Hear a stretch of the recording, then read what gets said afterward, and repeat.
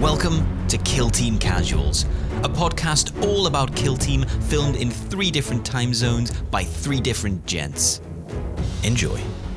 Hello, everyone. Guess who it is? It's your boys. It's the surprise casuals.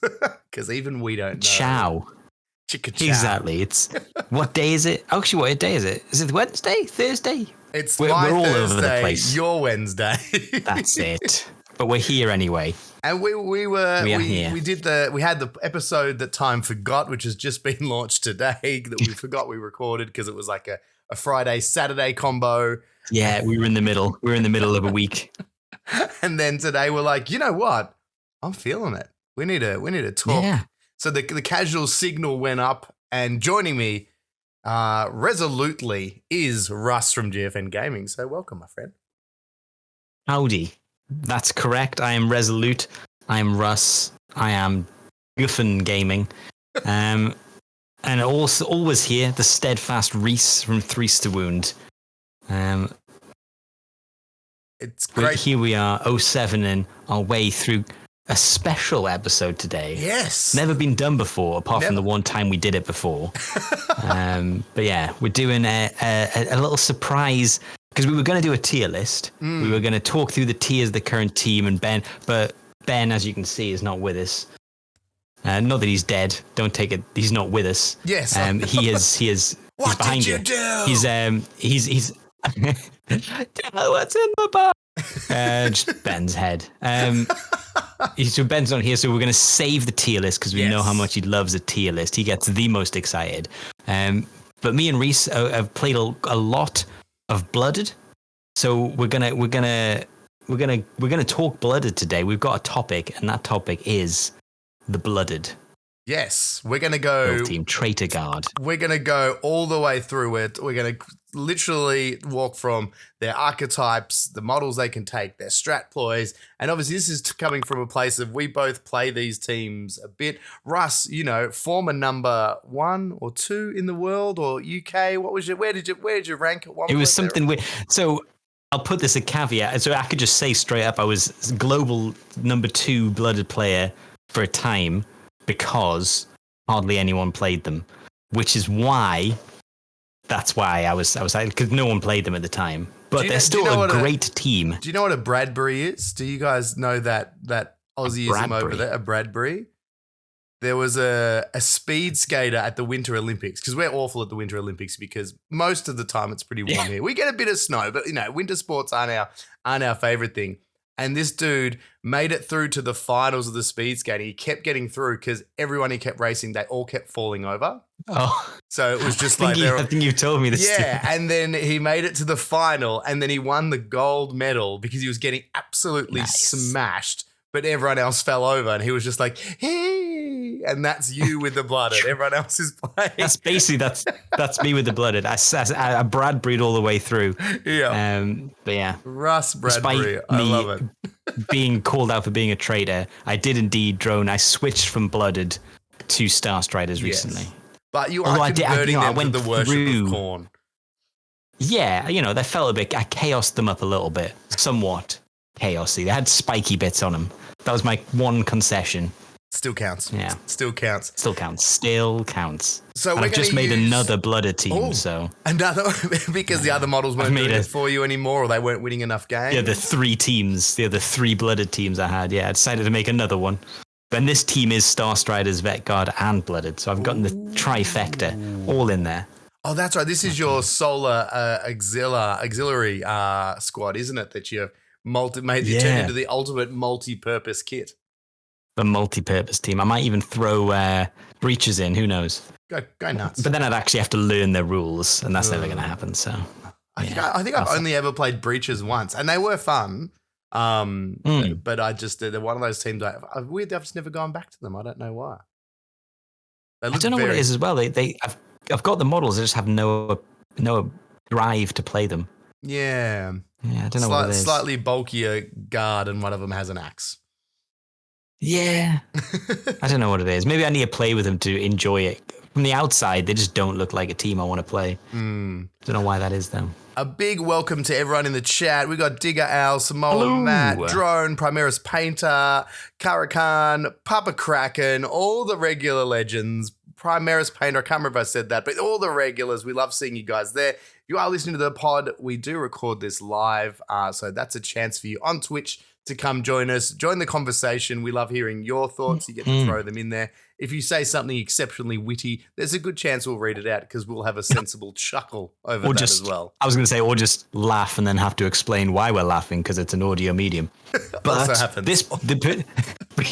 But this episode will probably be almost in its entirety up as a video, as a it'll maybe cut down a little bit, but it'll be a blooded guide that we'll put on the YouTube. So by all means, if you have thoughts in the chat that you think should be added to the blooded discussion, put them in and we'll obviously as opposed bring to it being up. Reese's rules and working against me, this is one time we want the chat to work for the powers of good and to work with us. not trying to bring me down, but trying to pump us all up, dropping some knowledge in there. Today it'll be wholesome, not aggressive. Well, I hope anyway. But you can still phrase it aggressively. It's all right.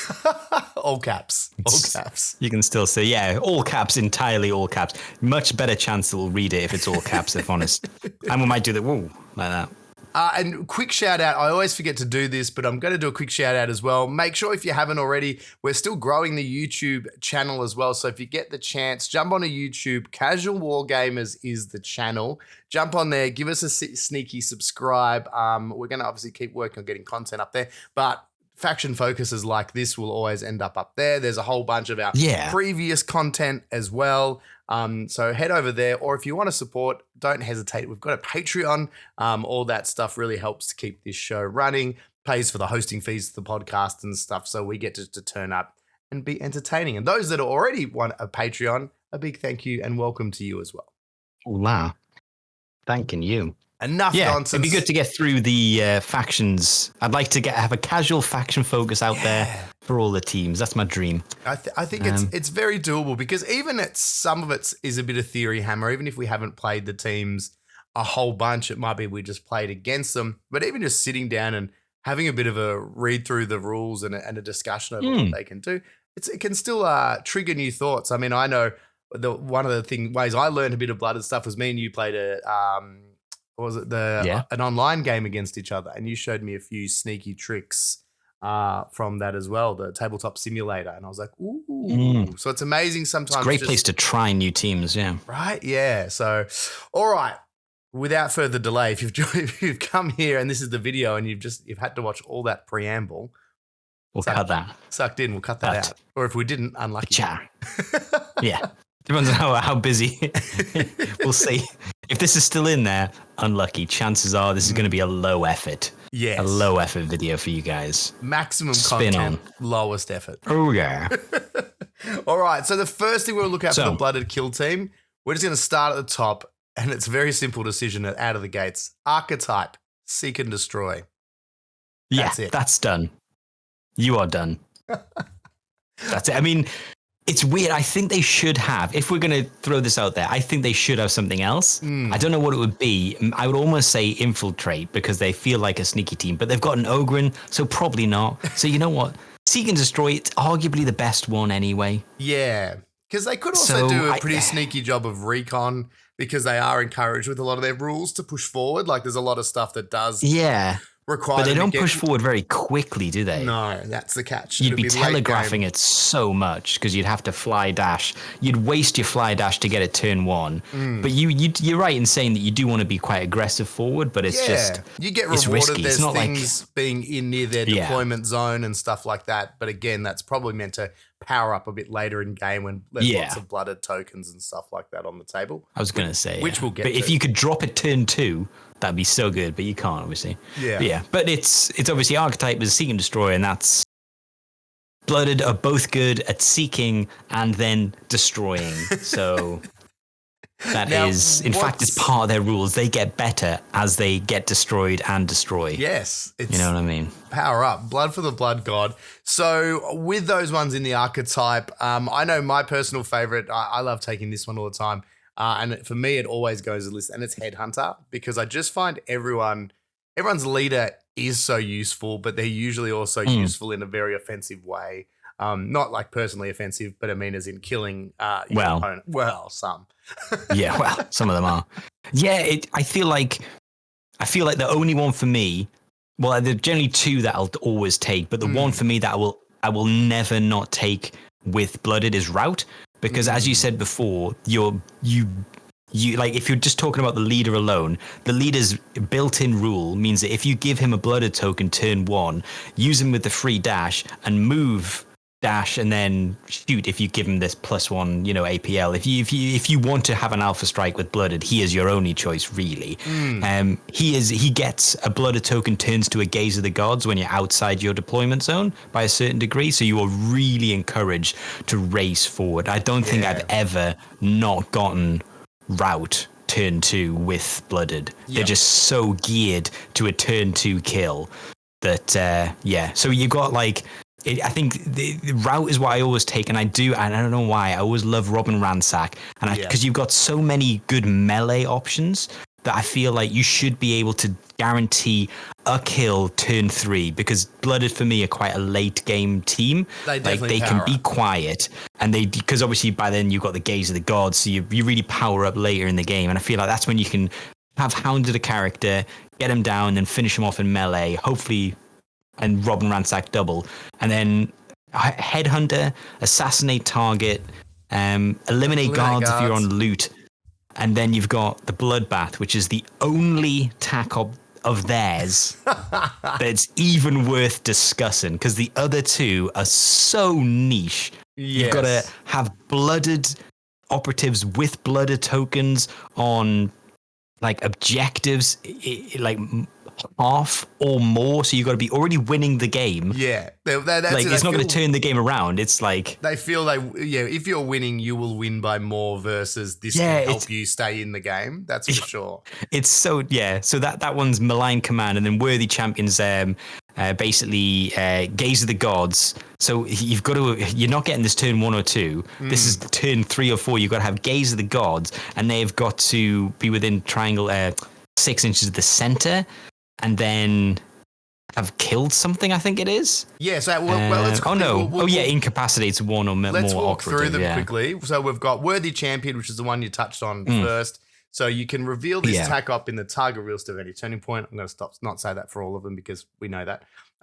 If a friendly Blooded operative that is under the Gaze of the Gods incapacitates one or more operatives during the turning point and is within pentagon of the center of the kill zone, or your opponent's drop zone at the end of the turning point, you score 1.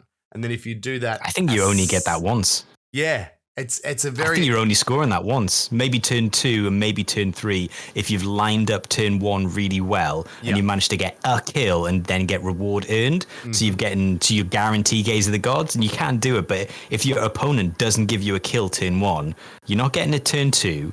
So then you've got to get it turn 3, and then you've got to be holding models back so that you have at least 4 operatives to get Gaze of the Gods turn 4. I don't think it's bad. Objectively, it's bad because it controls where you've got to be as well. Does it work in conjunction though? You can also spend a CP, and we'll get to it a bit later, but to make a unit that has a Blooded token be under the Gaze of the Gods. It counts as with the leader. So if your leader's outside, I don't think it counts. Ooh, maybe. I just wondered. It was an interesting synergy. What? That's an interesting point. I think it says it counts as. I don't know if that would be. Ooh, you've raised a question that we can't answer. Let's put it in the description. We'll try and find out and put it in an edit. Maybe I'll edit this section. That's interesting to note. Take notes, everyone. See, even we, as we read these rules, are finding things, and it is amazing. I find, as someone who's played this team quite a bit, you do think you've got a handle on a team, but that's what's so great about discussions or diving into these sort of things is you do still find little cracks and crevices where there's little wrinkles in the rules that you might go, oh, I wonder if I can get a little bit more out of that. So, Worthy Champion, we'll look into that. The other one we spoke about too, Malign Command. So at the end of your turning point, your friendly operatives control half or more of the objective markers, and each of those objective markers is controlled by one or more friendly Blooded operatives that have a Blooded token.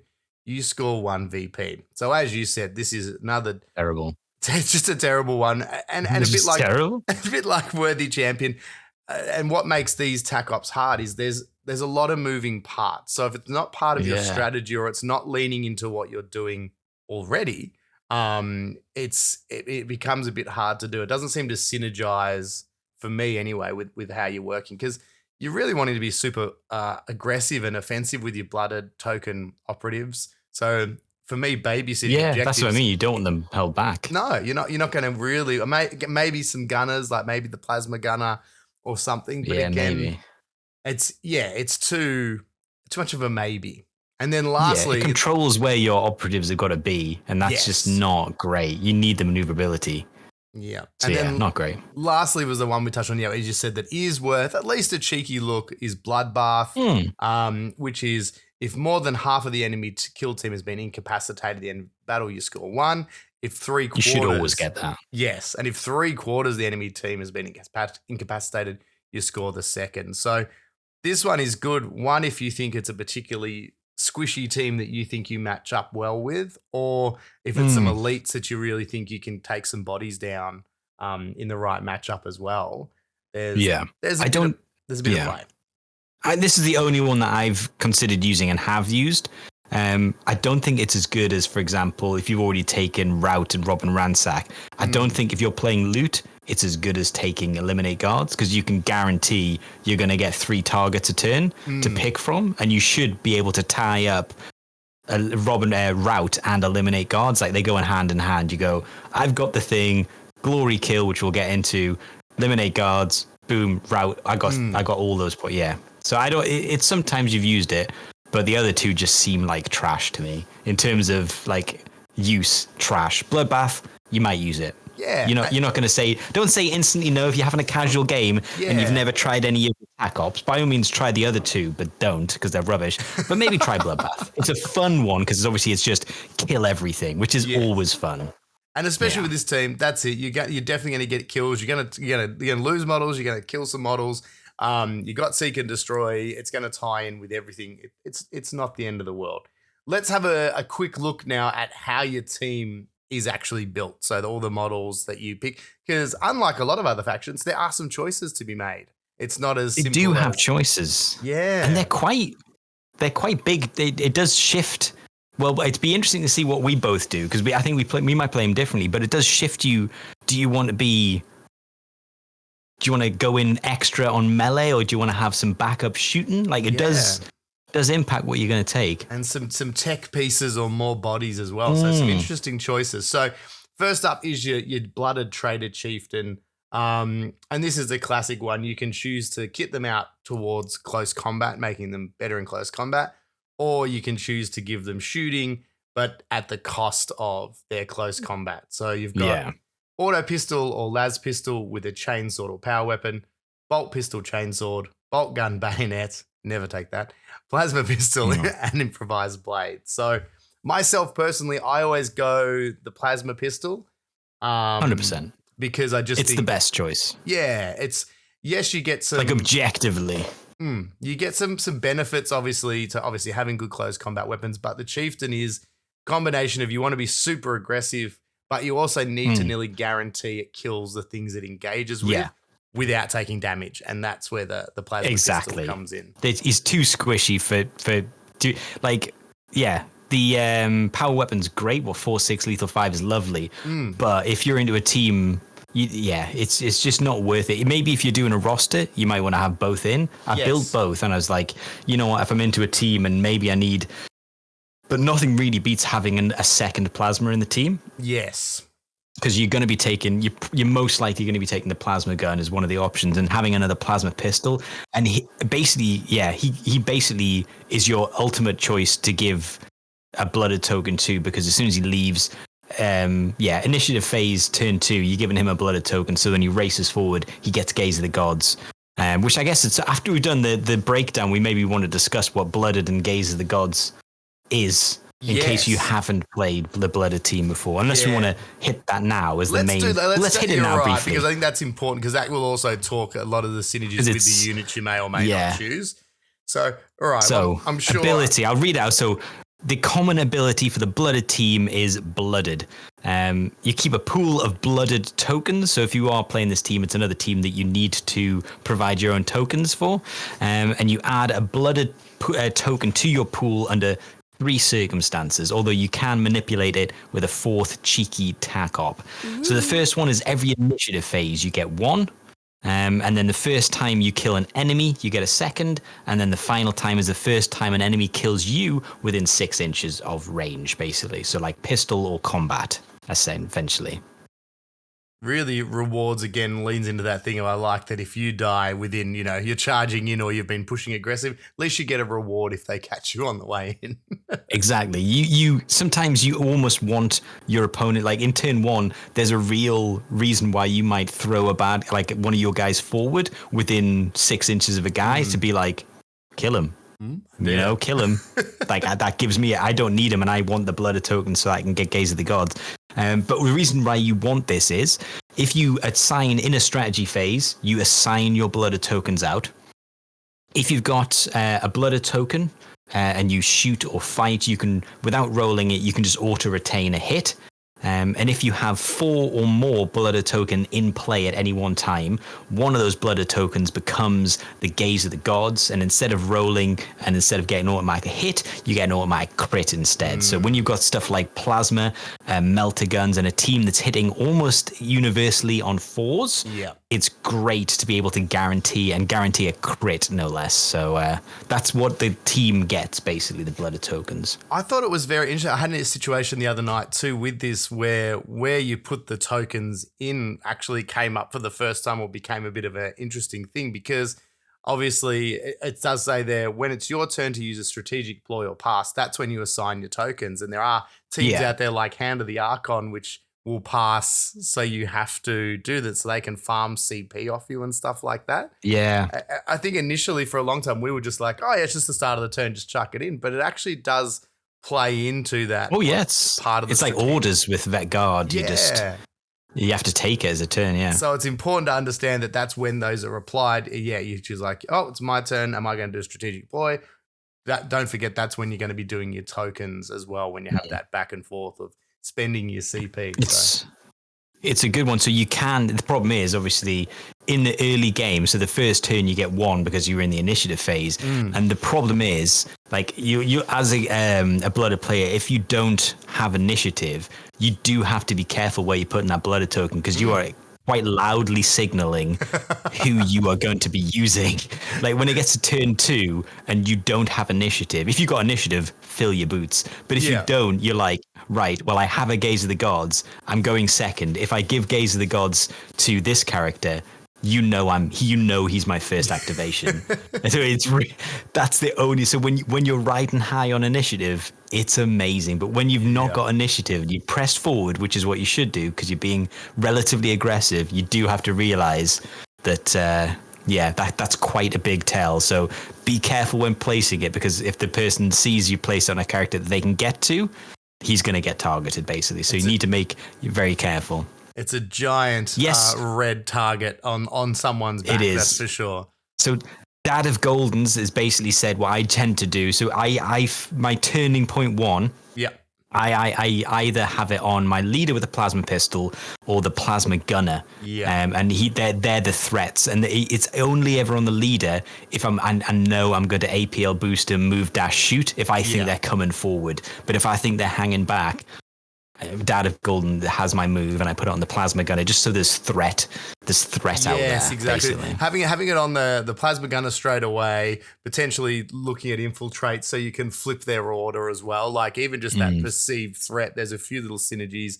I'm definitely on the plasma board dependent, as you said, depending on the team, if they're going to be aggressive, there's definitely play for the leader because also then it just means if, say, turn 1 is the most boring and weird turn ever, too, and you don't get an opportunity to, I guess you always get a second one, I should say. I was going to say you only get 1 if you don't get the farm, the extras. You just don't miss out having one on your leader as well, that's for sure. Let's move on to the actual... Back to the operatives, as you were saying before. So we've got the Traitor Chieftains in the team. He's got your plasma pistol and improvised blade.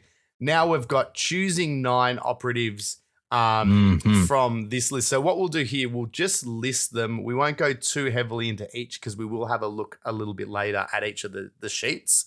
But you are choosing from these operatives. You've got the Brimstone Grenadier, we've got the Butcher, the Commsman, the Corpseman, a Flencer. You've got 4 Gunner operatives, so with a choice of Flamer, Grenade launcher, Melter Gun, Plasma Gun, a Sharpshooter, a Thug, Trench Sweeper, and then just a regular Trooper. So you can see there's actually a lot of options, a lot of ability to take quite a few different setups of guns. But again, there are a few one caveat, you can only ever take up to 2 Traitor Gunner operatives. So of those 4 listed, you're only ever taking 2. It would be amazing if you could just go real hard on crazy guard shooting and take all 4 Gunner operatives. I don't know if that would lean. I was going to say, because it's just Vet Guard. They just they got everything better, don't they? Vet Guard have got everything better. They've got the leader that has the plasma pistol and the power weapon. Yep. They can take all the gunners. They can take, it's just they're trying to steal Blooded's lunch, and in quite a few respects they do. How dare. So we'll walk through we might talk once we go through those the sheets of each player. We'll talk about what we think are the lists and who are the drops. So we'll save that, but that's just a little thing. Then we've also got the extra little bit on top. Ancillary support. The ancillary support. So you've got 4 Blooded operatives selected from the following list. So you've got the Traitor Enforcer. He's kind of like a commissar, Imperial Traitor Commissar. Yeah. This counts as 2 though, so if you're taking him, you're taking 2. That's 2 selections. Excuse me. Yeah. The Traitor Ogren, personal favorite of mine, also counts as 2 selections. Or again, very similar, the Dark Shadow of the Guard. You can take 4 Traitor Troopers. So the old GA2 Traitor Trooper. Yeah, so you can see how straight away this one does have a bit of list building, and we'll talk about how we like to run them. That ancillary support slot really, that's the biggest you've got, because the rest of them only got a little movement, whereas that little support section, you can tailor your list against who you're against. So you're like, I'm against this kind of team, or the game. If it's loot, hey, maybe you're taking you're taking minimum 2 of those troopers. Maybe you take 4, because if you can steal someone's loot before they get a chance to activate, I mean, it's just. It's game teamed matchup dependent. It's a good thing that Blood have got this extra little element of team building in. Just adds a little extra. I think we've talked about it in other parts. That's definitely one of the things I still miss at times is some of the kill teams. Is that it's very clear there's one way to build the team and one way to play them. And I feel with the Blooded, you've at least got some options. You can throw a few spanners in the works and change it up. And it feels good to have an actual roster with this team versus going, well, I know I need 6 or 8 operatives and that's my kill team. These guys you can, just have guys coming off the bench and doing some good for the greater gods. Strategic ploys. Let's have a quick look at these. Now, I personally think this is where the strategic and the tactical ploys feel like it's a little bit lacking. I think this is where they lose a lot. Yes. So specifically the strategic ploys. Yes. You've got some of the weakest. 100%. I think some of the weakest strategic ploys. I mean, you've got overcharged lasguns, almost a direct copy from the Guard, and you don't use it in the Guard either. Yes. Hell, if you give us the extra dash for deployment, if we could get that instead, that would be amazing. But they don't get that dash; they get the rubbish one, overcharged lasguns. Thematically makes more sense too, like that. It does, doesn't it? Because you want to be forward, surging forwards. Anyway, terrible. So overcharged lasguns, arguably terrible. Yeah. Like glory kill, you will use this every turn, essentially glory kill, and it's rubbish, and it's the best one you've got. Like it gives you balanced against one target. Like there is like the scouts, for example. Reiterate that. The scouts, for example, just pick a model and go, got you. Everyone gets. Yeah, it's weird. Like there's teams that just get this, but we have to pay a strategic point. But the good thing is, It's your best one. You'll use that every turn. And when you're hitting on 4s for a lot of models too, anything you can do that's going to help just push those odds a little bit more in your favor for the gunner operatives is going to help. Yeah. So Glory Kill is decent. And I say decent because it should be more. Yes. Like it's the only one you guarantee it should be like relentless. Like maybe that's too much. But it should be ceaseless or something. Or ceaseless is probably worse than balanced, but you know what I mean? Or even like if it's glory, I mean, especially as the name suggests, Glory Kill, it should maybe then also be if you kill that operative. So same as move it over. Yeah, exactly. Like, that would be lovely. Get a blooded token, get a free I think dash. you just fixed it. Yep, okay, there we go. I would love that. If you're just like, you kill them and then you can move it to another target for free. Yeah. That would be all. Because then what you do is with Glory Kill, you're tying up Glory Kill with Eliminate Guards and maybe Rout. Yeah. So you pick a target, you've got the turn, you've got a blooded token, you move them forward, you try and kill him, and then it's gone. And the thing is, if you're using your leader, you hit on 3s, maybe you roll 1. So why didn't you just use attack reroll? Yes, that's the problem with Glory Kill. Yes.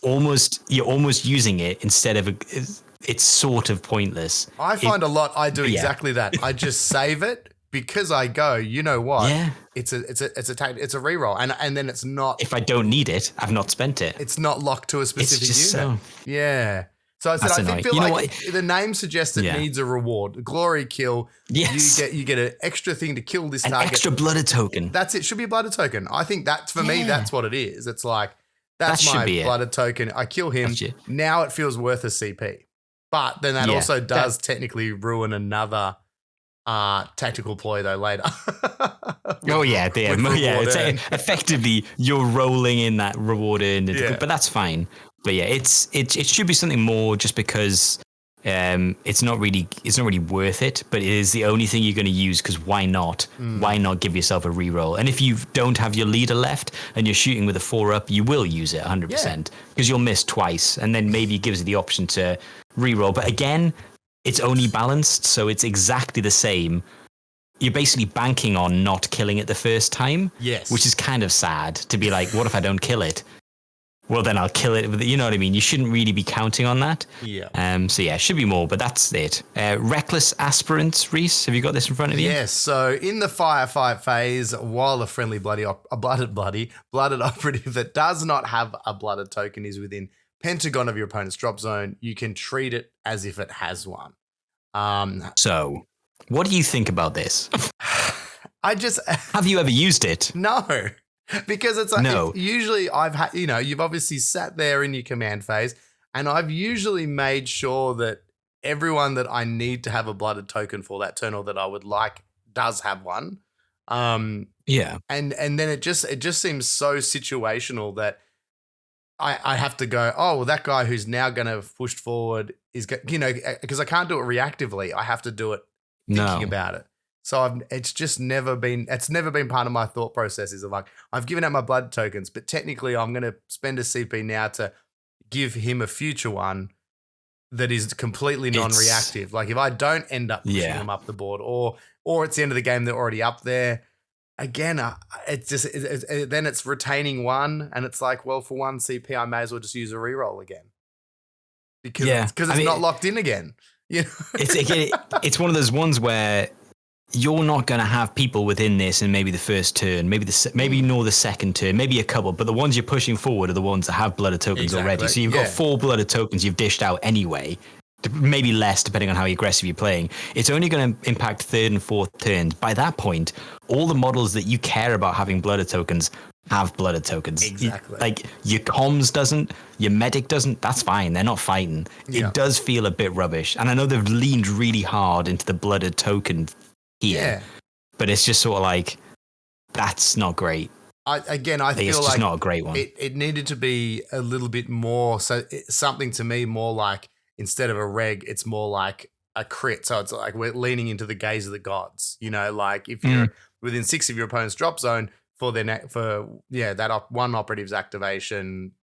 As you said, turns 3 and 4, usually, everyone's got a blooded token. You've got enough. And the few that don't, The few that don't, there's a reason that's because they're at the back of the board or they're holding objectives. Yeah. They don't need it. So. They're doing loot. They don't need I would use it if they were more than 6 inches from your own deployment. Yes. I would use it maybe turn 2, and then I'd be like, everyone's going to have a blooded token, then apart from the one staying back. Yeah. And then by the time it gets to 3, I've got the ones I need. But because I have to be so far forward, I have to be in their third.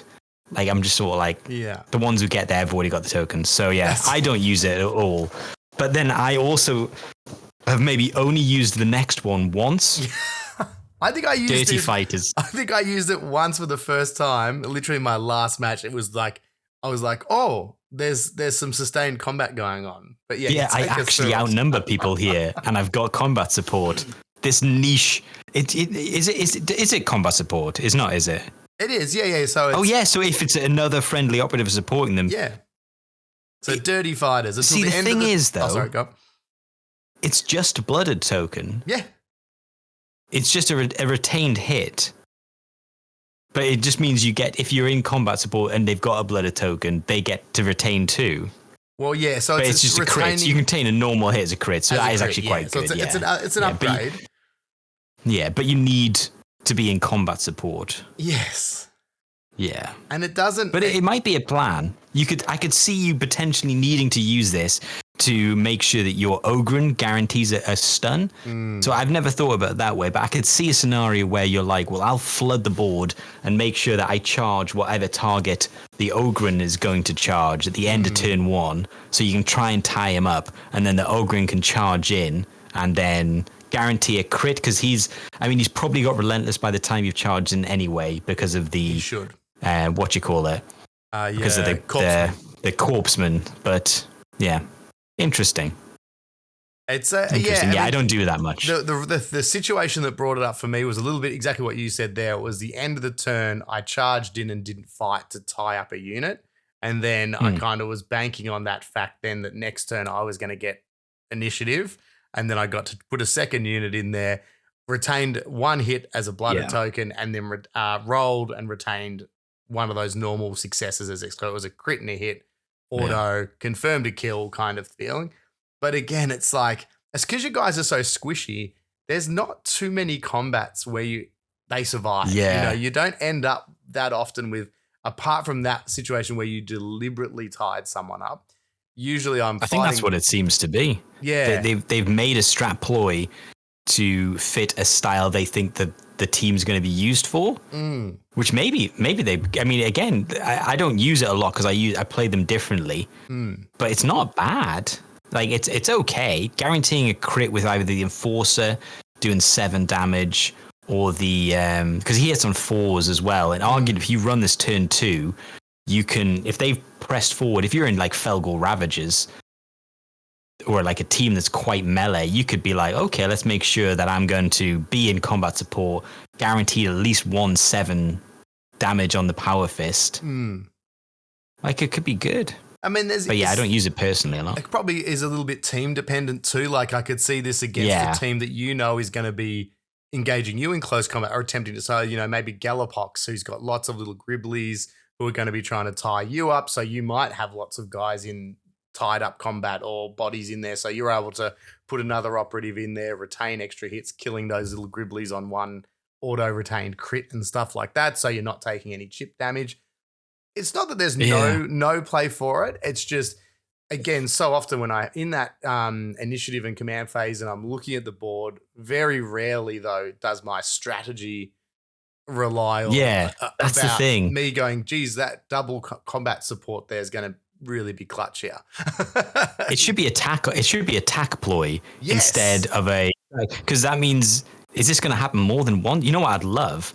If I could, you know what should happen? Dirty Fighters and Callous Disregard should swap places. Callous Disregard should become a strategic ploy. So it's, and because that's more likely to come in, and then Dirty Fighters becomes a tactical ploy. I'd love that, but we can't fix them. But that takes us straight into the tactical ploys. Move on down. And you know what? Callous Disregard is, I know I've just said it should be a strategic ploy, but Callous Disregard basically means that you can, if you can declare a shoot action, basically, there's loads of points that are worded horribly. Yeah. This reads it's read really terribly. Essentially, you can shoot into melee. Outside of melee, you can shoot into melee. It's just any missed hits go as damage against your model. So good. So any misses. You know what? It's actually good. Yeah. It's because it does come up because you're melee, someone will charge you. Because you're squishy, sorry, someone will charge you. But being able to shoot, but the problem is you do run the risk of destroying your own model. Like, because presumably you're only shooting. You should only really be shooting with your big guns. Yes. Everyone, like, it's gonna be a las your gun. las guns. Exactly. Your las guns, they're there for your objective securing. Everything else that's got a las gun's probably not, you shouldn't be shooting with it. You should be using it for something else.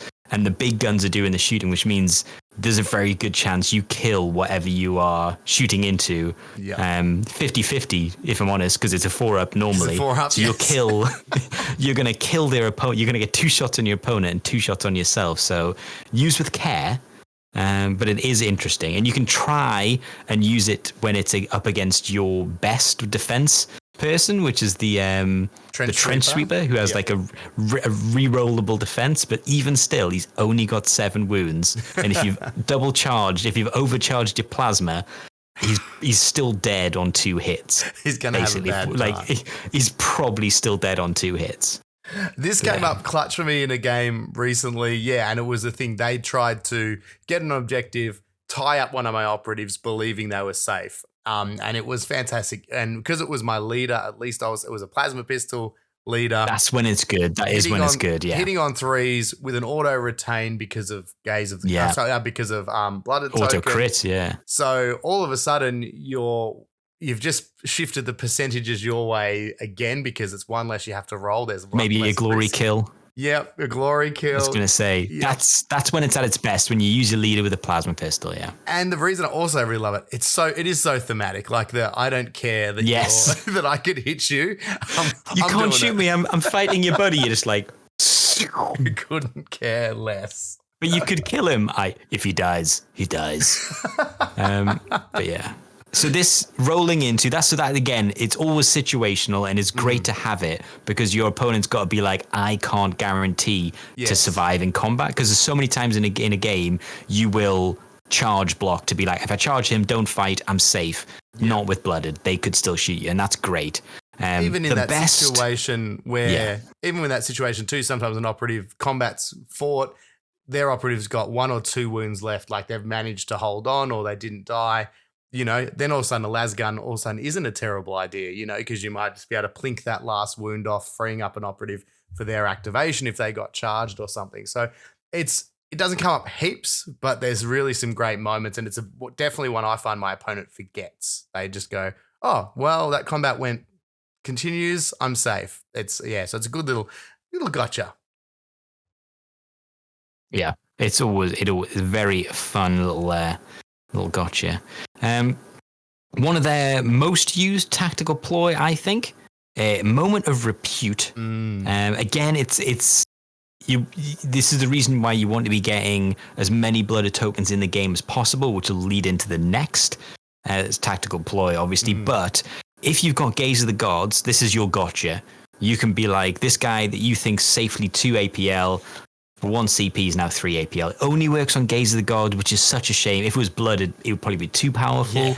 But it would be obviously amazing. I think they deserve to have a too powerful tactical ploy. They've got rubbish strategic ploys. Give them an overpowered tactical ploy. So yeah, moment of repute. Anyone with a blooded token that is Gaze of the Gods. Sorry, anyone that's a blooded operative that's Gaze of the Gods. Activate with 3 APL. You'll be using this turn 3 and 4 guaranteed, unless you've got less than 4 models left in turn 4, which might happen in your games because things die. But yeah, another one you'll 100% be using, and you should use it as early as possible. Reward earned. So if you kill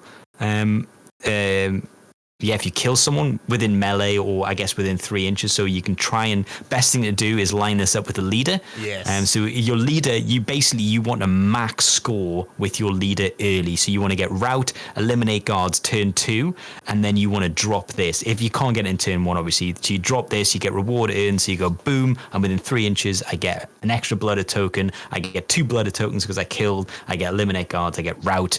I'm set up for turn 3. That's basically what you want to do. You can feel that. You can see as we sort of talked about, it's definitely a momentum team, and things like reward earned, moment of repute. These are those things that help you build that momentum. So you're really running downhill by the end of the game because you will have lost some operatives. That's how the blooded mechanic 100%. works. But those ones that you have, the ones you have are getting better and better, and things like moment of repute.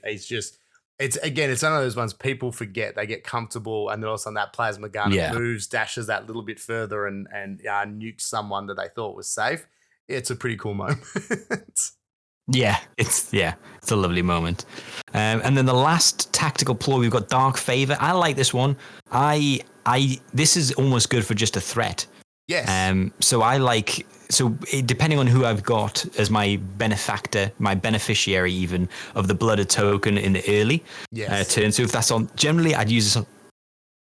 Pardon me, I use this on the leader because I've generally blooded token. And this is another reason why I've done the blooded token on the leader early days, because I will keep the Trench Sweeper near the blooded leader, so that if he's targeted and he's got a blooded token, because you can say, nah, you targeted me. So Dark Favor essentially means a non-blooded token operative can, actually I don't even know, it has to be a non-blooded operative token. It does. Basically, they can't have a blooded token. The operative you're chucking it to. I thought it was that. Only because it came just up off the top of my head. I was like, I was like on the top of my head. So yeah, basically you're protecting the blooded token because obviously that's his under the gaze of the gods. Almost.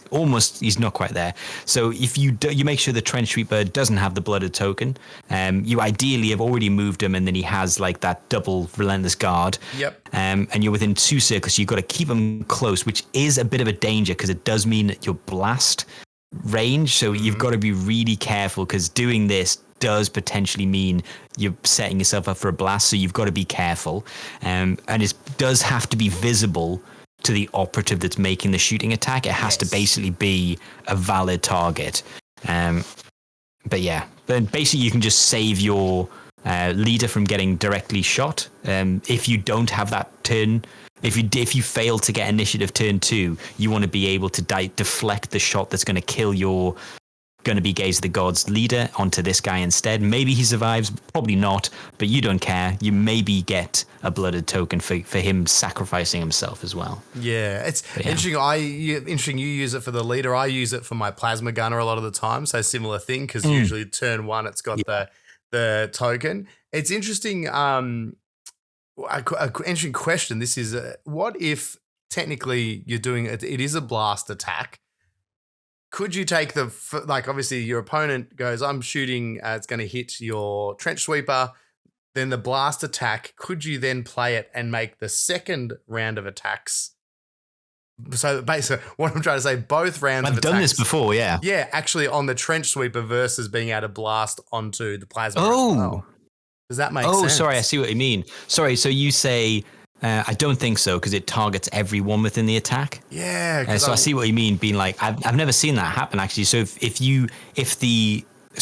doesn't matter. So basically, when the attack is designated, so this is what I've happened. I've had the leader in range of a bunch of people, and then my Trench Sweeper. I put my Trench Sweeper out. So worst case scenario. If they target the leader to get 4 guys, I say, no, you're targeting the Trench Sweeper, you'll only get 2 guys. But one of them obviously has to be the leader because the Trench Sweeper takes the target and then the blast hits the leader. I know what you're saying. If can the Trench Sweeper then say, you're taking me? Yes, because it's a second round of attacks. Like, it's like now I'm targeting this guy and be like, but you're actually not. No. But that was cheeky by me. No, that was the Vet Guard. That was the one thing that he cleared in a data balance slate. They were like, anything which is basically a lookout, surf, and blast got clarified that you can't do the blast. Yeah. Well, I haven't done it So yet, but I technically, definitely no, I've would have never done liked that. to have done it. Yeah, no, that feels a bit cheeky because Blast gets everything. I literally look at the rule, and if I actually just read the last paragraph, it says exactly what we just talked about. Yeah. This ploy has no effect on shooting attacks made with weapons that have the Blast or Torrent special rule. There you go. There you go. Shut up, Reese. But yeah, I think that's, again, it's got a lot of play, but again, you may only end up using it maybe once a game. Yeah. So because basically your target's gonna die. Yes. So your the operative that you use, like the trench sweeper's dead. Effectively, he's your only target that's really like, unless because your Ogren's probably going out on his own business. Everyone else is far too squishy for you to waste it unless they're just a little gribbly guardsman, in which case, yeah, just gribbly guardsman it. Now, equipment, a bit of an interesting mixed bag. I think there's things you're always taking and things that you're definitely leaving behind. You know, yeah, it's odd. I used to think they've got a mix of so bad equipment that it's actually good. Yes. In a weird way. So I there's lots of other stuff. Your guys are far too gribbly, like they're 7 wounds. They're far too squishy for you to be like, because frag and crack are out there because you're taking the Brimstone Grenadier almost every game. So you don't get a frag crack. Why would you? I don't think you need to tool up any characters with armor plates, Sinister Trophy, Incendiary Shells, or Wicked Blades because it's just a little bit.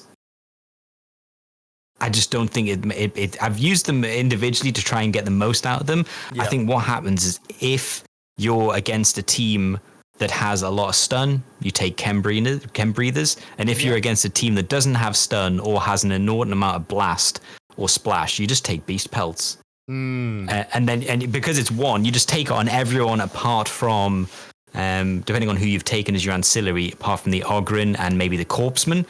It makes it nice and smooth, and there's some tricks you can use with the Beast Pelt and the Brimstone Grenadier to get extra splash damage. Yes. As like an extra attack. And honestly, I think Beast Pelt is your default, because the scariest thing for you is the fact that you might get blasted. Yes. Like that's the scariest thing for you in a horde team. The worst thing about Blood is deployment. And if you're deploying against a team that has blast, that's like twice the stress. So the best thing you can do is give yourself Beast Pelts and just reroll. It just gives you a reroll on defense. But yeah, the only other time I would think about taking anything else is if you have a whole bunch of stun in the team and you're just like, you know what, I don't want to have a lot of stun. I'll take Chem Breathers, and that's about it. If the team doesn't have blast, yeah, take Chem Breathers instead. But that's how I run them. I definitely found, I'm with you. What you've said, if you're out there and you want the best way to take them, that's exactly correct. Everything Russ said is 100% correct. But I do like to build one little character up a little bit. The Butcher's probably Grizzly one of trophies. Grizzly, Sinister Trophy on the Butcher. Oh, the Sinister Trophy, yeah. Sinister Trophy with the armor plates. You tool them up. Yeah, because also, again, we'll get to it when we get to his thing, but he's got the ability to heal some wounds. You've given him, Relentless. If anyone, 6 of Feel No Pain, maybe. That's it, because, the Feel No Pain, like you can turn him into a bit of the hardest thing, a bit of a survivable powerhouse, because you that way, Sinister Trophy, they're hitting you less. Armor plates means if you're getting shot on the way in, at least you're getting to re-roll defense dice of 1s, and I'm very good at rolling 1s, so that's good. And he saves a 5-up, so anything to increase those odds just slightly is nice. What do you think about? Oh, actually, no, that's not it. Never mind. We talk about that. I've got a question for you when we talk about the Corpseman, but it's not for now. And the other cheeky one I don't mind sometimes. Again, when I'm not thinking ultra competitive play, but it's the Wicked Blades, either sneakily on the Trench Sweeper, for turning him into a little bit of a melee surprise, or on the Plasma Gun, because if your opponent can, they're going to charge you. Yeah, he's going to try and get you in. Doing just a little bit more damage as he goes on the way out. But no, realistically, it's look at your matchup. Beast Pelts or Chem Breathers is realistically what you're going to be doing. Yeah. My one. It does keep a nice Yeah, I was going to say, if you're playing casually, I've run incendiary shells before because I was just like, oh, that might be quite fun. It's so hard to get a blast 1 inch off. Yes. And plus, it's going to be 2/2 damage. So it's sort of like, what is 4 attacks hitting on 2s if you're not injured by them, but you probably are. But you know what I mean? Like, it's not great, but it's fun because you're like, you know what I mean? It's cool. Everyone's on fire. It reminds me of all those games you play with a shotgun and I get it. Rules wise, it doesn't really land. The incendiary, it looks amazing, but it doesn't. Yeah, it's just not that good. It's not as good as being able to get a reroll against the really scary thing, which is boom. Blast. And I know you can get armor plates, but you can only choose 5 people for armor plates, whereas beast pelts you can just across the board. And like I say, when we get into the operatives, which might be now, there's a lovely little trick with the Brimstone Grenadier that is so much fun. It's so fun to get off. It's a good one. I just want to do a quick shout out to the chat as well. Mabasi has just subscribed for 5 months now to the channel. So thank you very, very much.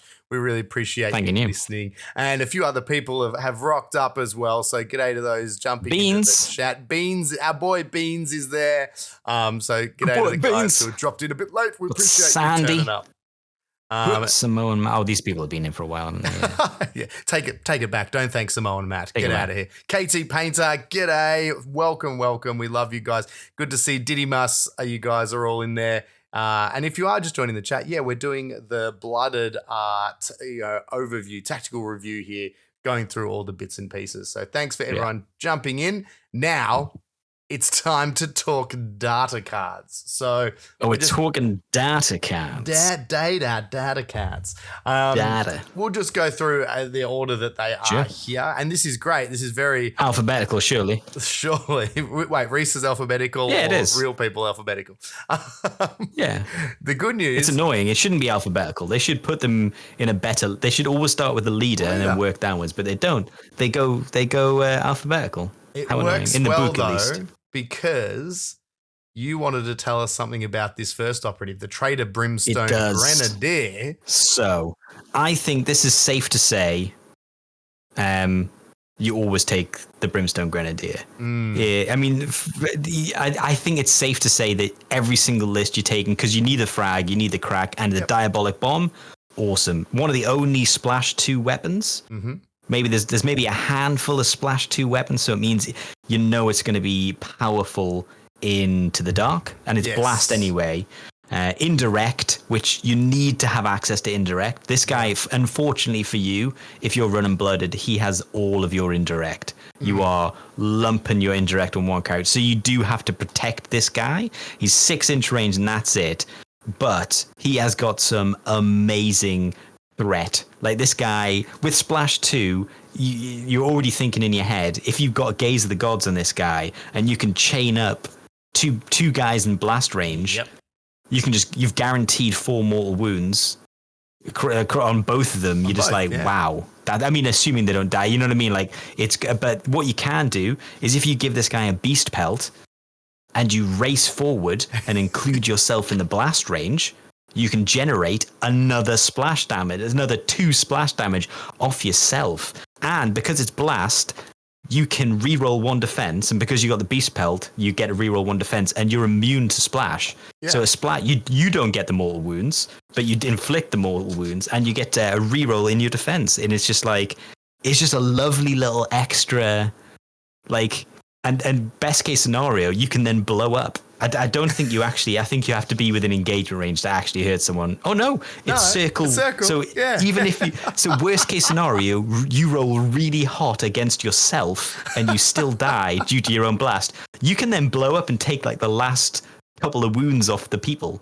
Think of that potential. The ultimate kamikaze bomb. It's so good. Yeah, that potential output there is ridiculous. And another, as you mentioned there, another great candidate if you're not thinking of your leader, or maybe you lost your leader early, another fantastic candidate for Gaze of the Gods, because that critical, being able to retain those criticals, get the splash damage, is so handy. So not to mention that they've also got, once the Diabolic's done, you've got frag and crack grenades, so the fun doesn't have to stop. Yes, you've done the Diabolic, but you've got the ability to put a bit of AP damage out there with the cracks. You can get another bunch of, grouped up operatives. Yeah, if you can keep this guy alive and safe for round 2, That's fantastic. But really, I was going to it's say about that's that the first only hit. one. It's the first hit. Yeah. So this guy, I mean, if you've managed to get the best deployment of this guy is turn 2, the first activation of turn 2, because it's the most likely chance you've got to have your opponents grouped up. Yes.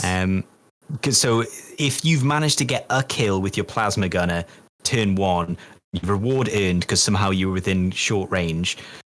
If you can get that, or you've done it with your leader somehow, so you can guarantee Gaze of the Gods, I think he's probably your target. You give him Gaze of the Gods, you give your leader Blooded, so in that turn you've effectively got 2 Gazes of the Gods guys, and that is very handy. That's just more. But I think you're always taking the Brimstone Grenadier. Yes. He's too good to leave at home. 100%. Plus, he gives you he's your only access to limited to indirect unless you start spending equipment on cracking frag, and you shouldn't because he gets them built in. So just take him. Yes, exactly. So next up, this is one of my favorite operatives, the Butcher. This is fantastic that we've both the ones we wanted to talk about at the top here. So this guy's one of your melee powerhouses. He's got 1 more wound than your average guy. Most of your team's 7. This guy goes up to 8. He's got a power weapon and cleaver, so 4 attacks, hitting on 3s, 4/6 damage, lethal 5 up. He also has blood offering. So each time he fights in combat, if he basically gets a crit, you get another blooded token in your pool. So yeah, it's great. Yeah, another fantastic way to show how you can build that pool. Just get this guy into combat to do what he wants to do. And also, you're so likely to get it because you've got lethal 5 up. And there's ways to boost that as well if you get the corpseman to him and you give him relentless, so you can fish for it as well if you needed to with some rerolls. I was going to say the Butcher is, depending on what you're taking, the Butcher is out of the non-ancillary support options. He is my first option for relentless, I feel. Yes. Because of his ability to farm a crit and get a blooded token, he is always because I think generally, if you're not taking the Ogren, you're probably giving this guy the relentless off the bat. The other benefit too, obviously, to this guy, getting this guy in combat, having the lethal 5 up, dealing 6 damage, it's all good. But when, and fingers crossed, if he wins that combat, if it incapacitates enemy operative, he regains D3 lost wounds. So it's so nice. Yeah. It's so nice. It catches your opponent, and because he's got 8 wounds, it gives you a little bit better chance to get.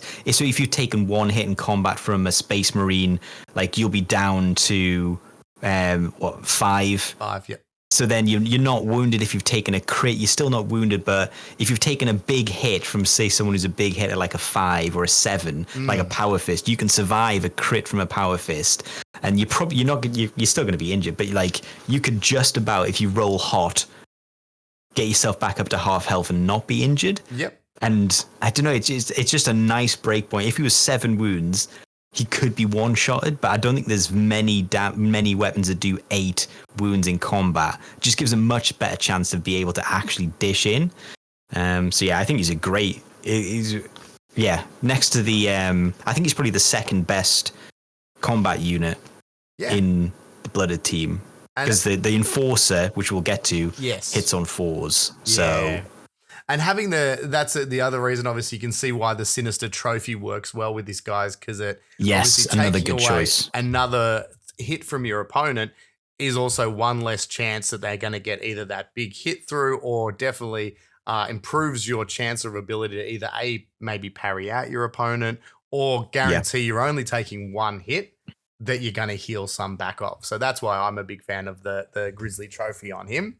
But yeah, definitely my favorite. Also, my favorite model in terms of my kit bash for it as well. So I just like how it looks. Back to legitimate. A bit more of a. I think he's an auto take as well. Yeah. Yes. So if we're talking about who makes the list, the Butcher always makes the list. The first 2, Brimstone Grenadier, the Butcher, always hit the list. Yep. Next up, a very standard guardsman type operative. We're used to seeing this guy. It's the Traitor Comsman. So he's got Signal, which is adding 1 APL. Things to note, though, it is only Pentagon range, so not as good as some of the other APL boosts. So he's no Kazakin commsman, but no one is. Yes. He's the best commsman. So, you do have to have a little bit of positioning and placement in mind. But again, if you're going to have the leader under the gaze of the gods, you're going to be using a CP to boost him with 1 APL. This guy's a great guy to have, on the other side of the board or another area that, you might be able to pump up the Brimstone Grenadier for 3 APL or your plasma gun. Another operative. I think. Go on. I was going to say his use turn 1, you want to, after they've activated, bump up either the plasma, the melter, or the Brimstone Grenadier. So that turn 3, they've got a move, dash, and then a shoot.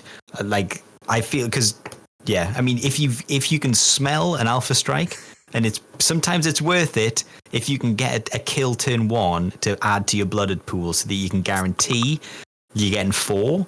Sometimes it's worth it, but that you're gonna have to make that risk yourself. I think it's probably smarter playing a little bit cagier turn 1 with blooded, because there's no chance you've got a Gaze of the Gods token. You can maybe throw a couple of models out. Like I say, if you get lucky, you've somehow charged with the butcher, but it's unlikely. But you're going to start farming that in turn 2. And I think having someone that's ability to stretch further, if maybe your opponent's been a bit defensive, with a move, dash, and a shoot, it's just worth it. Yeah. He's an auto take for me as well. Yeah, I said anything that can help you manipulate APL is huge. These guys obviously just got a stand. A lot of the units will have a pretty standard guardsman profile. The usual 6-inch move, 2 APL. Defense is 3, saving on a 5 and 7 wounds. These guys also have sacrilegious actuation for 1 APL. It's a bit of a complicated or convoluted one, but basically you can select one friendly operative that's visible to within 6 inches, take away its blooded token and add it to your pool. And it cannot be a token that operative is only treated as having, so you can't farm an invisible one. Like with the strategic ploy, not dirty fighters, reckless aspirants. Yes. Moving the fake ones around. And then basically what you can then do is redistribute that to a different operative in your team. It's in theory, it's nice. I'd probably say I've never really found it. I don't think I've ever used it. I was going to say I've never used it, I don't think. So I can see where there might be a position where it might be you've moved, shot someone, and they're probably about going to get countered and killed in a turn or 2. So you might want to save the blooded token, because obviously if an operative dies with it, it's just gone. Doesn't go back into the pool. Does it? Nice. Actually, speaking out loud, could you hypothetically move, shoot an operative who's got it, take it off that operative, give it to a new one, and then that operative then, I guess, also gets it. So you can benefit from having 2. It is good. It's just I don't use it a lot. It's just it is decent. Very hard to line up. I think, again, having that 6-inch range and visibility. You need to have positioned this guy really well. Yeah. Because you want to move. You're probably going to end up moving and then dishing out an APL. That's exactly it. For me, it's more important to be dealing out the APL than shifting a blooded token. But hey, it does it. We'll take it. It's free. It's just there. It's a little extra action you can do, so it's great. Do you want to take us through the Corpseman? Yeah. Third option is the Corpseman. You know what? I will say he's got 3 weapon profiles, and there's been many a time where I have used the stim needle instead of the bayonet. But Traitor Corpseman is your classic medic, although he's slightly different. So he does have basically 3 different types of drugs you can administer. Your classic 2d3 lost wounds. You can give someone Relentless for the full game, and then you can give them a 6-up feel no pain. So you do also, the reason why I generally include this guy in my list is because you need, if you are running, for example, the Ogren only works if you crit, because he's got stun. Everything needs him to crit because he's got stun and rending. So you get 1 crit, all of a sudden you've got another crit. So you need him to have crits, and he hits on 3s, I think it is. 14 on 3s. Yep. So it's just annoying because you need to fish for crits. So you can, at the start of any one game, before as you've set up the team, you can pick an operative to have one of these benefits. Obviously, you're not going to 2d3 mortal wound heal him, but you would either give someone Relentless or a 6-up Feel No Pain. And I think generally what I try and do is I deploy this guy, because normally you have to be within an inch to administer the drugs in the game. So at the start, if I'm taking the Ogryn, for example, I'll Relentless the Ogryn, and then I'll start my medic next to him, and then give him a 6-up Feel No Pain, and then the Ogryn's fully boosted and he moves out. Fly free. Although I do sometimes, this is something I wanted to ask you. I sometimes, depending on if I'm facing like a low wound team, like a guard, sometimes I will 6-up Feel No Pain the Traitor Thug. Yeah. If you're against 2-3 damage, because he already reduces damage, so he's taking 1-2 damage. Yeah. And a 6 Feel No Pain, he's only got 7 wounds, but he can for a save. I've had it where he's just ended up randomly tanking a couple of those lost wounds, and he's ended the game being hit 2 or 3 times, but he's still on 5 wounds, and it's just been like, okay, I might do this more often. Yeah, I didn't know if you tried it. Surprise roadblock. I haven't tried that. Yeah. But that sounds really nice. Like, I already find he's a bit of that, but then to potentially give him that, and the other thing, obviously, with his weapon too, and we'll get to him, but it's got stun on it as well. No, so brutal. So already can't be parried, which is interesting too. 4-4. Yeah, 4-4. Like he's a pretty. If you're fighting first and you're fighting Vet Guard, you're probably only going to take 1 damage. Yeah. So it reduces it down, and it's just normal damage. So obviously it wouldn't do the crit. So you'd still be like, they'd be on 1-3, but if they don't get 1 and they get 1 damage and you roll a 6, you're like, I didn't take any damage in that combat. Pretty good. And I've done 4 damage. I've been trying to work a little bit with this guy to get better. Exactly what you said. It's sort of, I've usually got my set play I do with the Ogryn, which is the Relentless and the Feel No Pain in that first activation, but then trying my best to have a clear plan with who I want to boost next. So like, okay, so he's going to spend 1 AP out of that. Usually for me, I try to, as I sort of mentioned before, I try to get him near the Butcher, because I think the Relentless on the Butcher is very handy.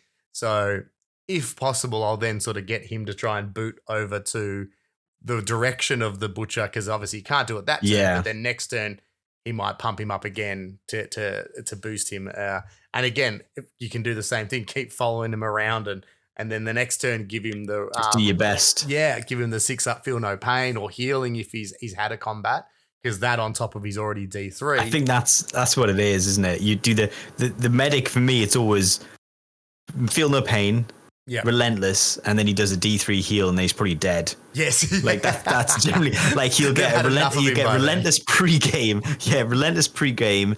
Feel No Pain, gets another Relentless, maybe a heal, and then he hardly ever makes turn 4. Or if he does, there's no one near him to boost. He just ends up looting an objective. Important to note with him though too, he isn't like the traditional medics from the Guard too. He doesn't bring people back if they die near him. So don't be banking on that. Sadly, don't. He's the only medic that doesn't just watch someone die and he just kind of smiles to himself. He sees someone dies and goes, "That's a blooded token for the pool. I'm not going to help. I like it. I'm just going to let that guy die." Yeah, little Fabulous Bill, Pintside Fabulous Bill, as he's known. Oh, geez, the model, like the actual thing, I do love its little. It does look like him as well. Yeah, it looks like a bit of a Fab Bill. Awesome. All right, we'll move on to the next one. So another model so this is the first of our choices in the ancillary variety. Yes. Is the Traitor Enforcer, and this is the model you showed me how to be better with. I love this guy. Yeah. Yes. So I think if you're using this guy offensively in anything apart from turns 3 and 4, you're probably using him wrong. So he's not an offensive model. This guy, he looks like the best thing about this guy, he does, because he's got a power fist, but unless you've got Gaze of the Gods on this, guys, you're hitting on 4s. Yeah. And it's 5-7 damage, which is great. So even with like a blooded token, you can guaranteed 5 damage. But if you're going into something that's got more than 5 wounds, you know what I mean? You don't want to be risking it. The best thing this guy can do is tail around your plasma gun or tail around your leader, because when he moves and gets within 3 inches, because you'll never get an Overwatch. That's exactly right. Because you've got so many models. This guy can force a non-ready operative to overwatch. He can do other things, so he can force you to dash, which might be useful if you're doing capture, because obviously they can't do anything after it. But being able to follow your lead around, so your leader nips out, shoots someone, gets you eliminate guards and rout, for example. He's got the blooded token, so he's still gaze the gods technically. He's gone. Your opponent, if they've not played blooded, will go, okay, I'm going to ignore him now for a little bit because that's their first activation. Let's do something else. Yes. You then move the enforcer up to him within 3 inches and say, you know what? Let's spin around again and shoot. And then if he's got another, obviously he makes use of another target. Get Gaze of the Gods again. That's another guaranteed crit. Hitting on 4s, but it doesn't matter because you've got a guaranteed crit at AP2. You probably get 2 more shots. That's probably 5 or 10, 11 damage going through. You're probably killing another operative. It's just brutal. Yes. So he's got play as an offensive part because he's got a bolt pistol, which is 3-4, not bad. And he's got a big power fist, which does tempt you to think he's a melee unit. Yes. But this dude is really a control unit. And he basically goes around getting people to dash, or much more likely, you follow your plasma gun round or your melter gun and you just make them fire again. And you tie it with blooded tokens so you can at least guarantee 1 hit going through. But that is his ultimate use in the game, is definitely getting to fire 3 plasma in a turn is just insane. That's so good. That should be 3 dead targets if you've done it right. So absolutely. That's for me, his rule. That's his rule. His role in the team is to cheerleader someone to fire again, basically. And because you do play him so, I guess, as a utility piece for those first 2, sometimes even 3 turns, it also does mean usually by the end of the game, he's still alive and well with full health. Yeah. And then he does get to be that powerhouse, that surprise hitter at the end of the game. So your opponent's nearly forgotten him. He's like, oh, well, it's the plasma. I've killed the plasma. I don't have to worry about him anymore. And then he does power fist you in the face because by the end of the game, you're probably down some units. So he's got a blooded token, so 5 damage auto going through. It's brutal. He's got, again, changes too as well. He's got a 4-up save. He's got 8 wounds. So he's a bit tankier than your other guys as well. Also, one that I usually forget about too is he's got Grueling Disciplinarian, which lets you, if an operative is visible and within a square of this operative, it's not treated as being injured. So that means when you're doing the enforce, if they're injured, they don't go down double. Exactly. So you can always, your Overwatch is always on 4s, always on 5s. It never goes to 6 because, even if you're injured. So it's just an extra little thing. Yeah. And it's an extra little thing. I forget about it a lot, but that's it. If this guy's camping out with your gunners and stuff and they do get a few stray shots on them, that's it. Your effectiveness isn't going down. More the better. And he's just sitting there, usually in conceal, because again, he's only got a bolt pistol, so he's probably not. Yeah. If he's shooting it, it's probably not the right thing for him to be doing. Because he should be making someone that's a much better shooter shoot again. Exactly. And 3 inches, so he's out of blast range. I remember the perfect distance. Yes, I remember when I first started this team, I wasn't sure. Like I was like, oh, I get why he's okay, but that was it. I used him as an offensive threat, and I said, yeah, it was when I played you and you did the plasma trick to me. I was like, oh, I get it now. That's how you use him. Yeah, he's definitely that piece. He's definitely his enforce is the best ability he's got. And again, it's dual use because it's good for capture, but because you're a killy team, you really want to be killing. That's it. So yeah. Next up, we've got another one of my favorite operatives. I'm a big fan of this guy. It's the Traitor Flencer. So back to your guardsman-esque profile, but this guy does some cool flensing, as the name would suggest. So he's equipped with skinning blades, 4 attacks, hitting on 3s, 3-4 damage with ceaseless, which is nice. So obviously anything that's going to give you guys re-rolls when you're already hitting on 3s as well. 1s, it's hard to miss, which is good.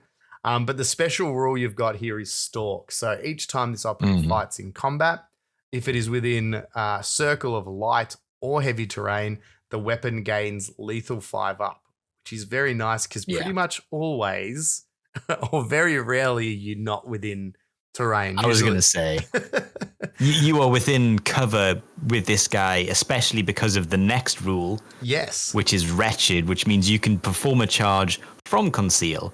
So you should be moving this guy up in conceal behind heavy or light terrain so that you can basically charge from conceal.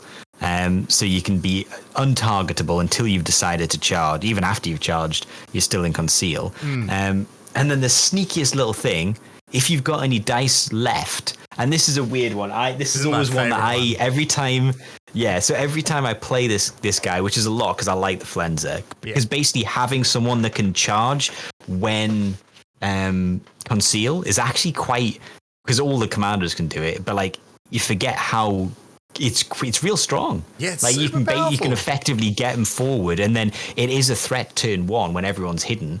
If they push too far forward, you can countercharge with the old get some extra movement. But you can basically, if you've got any dice remaining when you get killed, you can strike on death.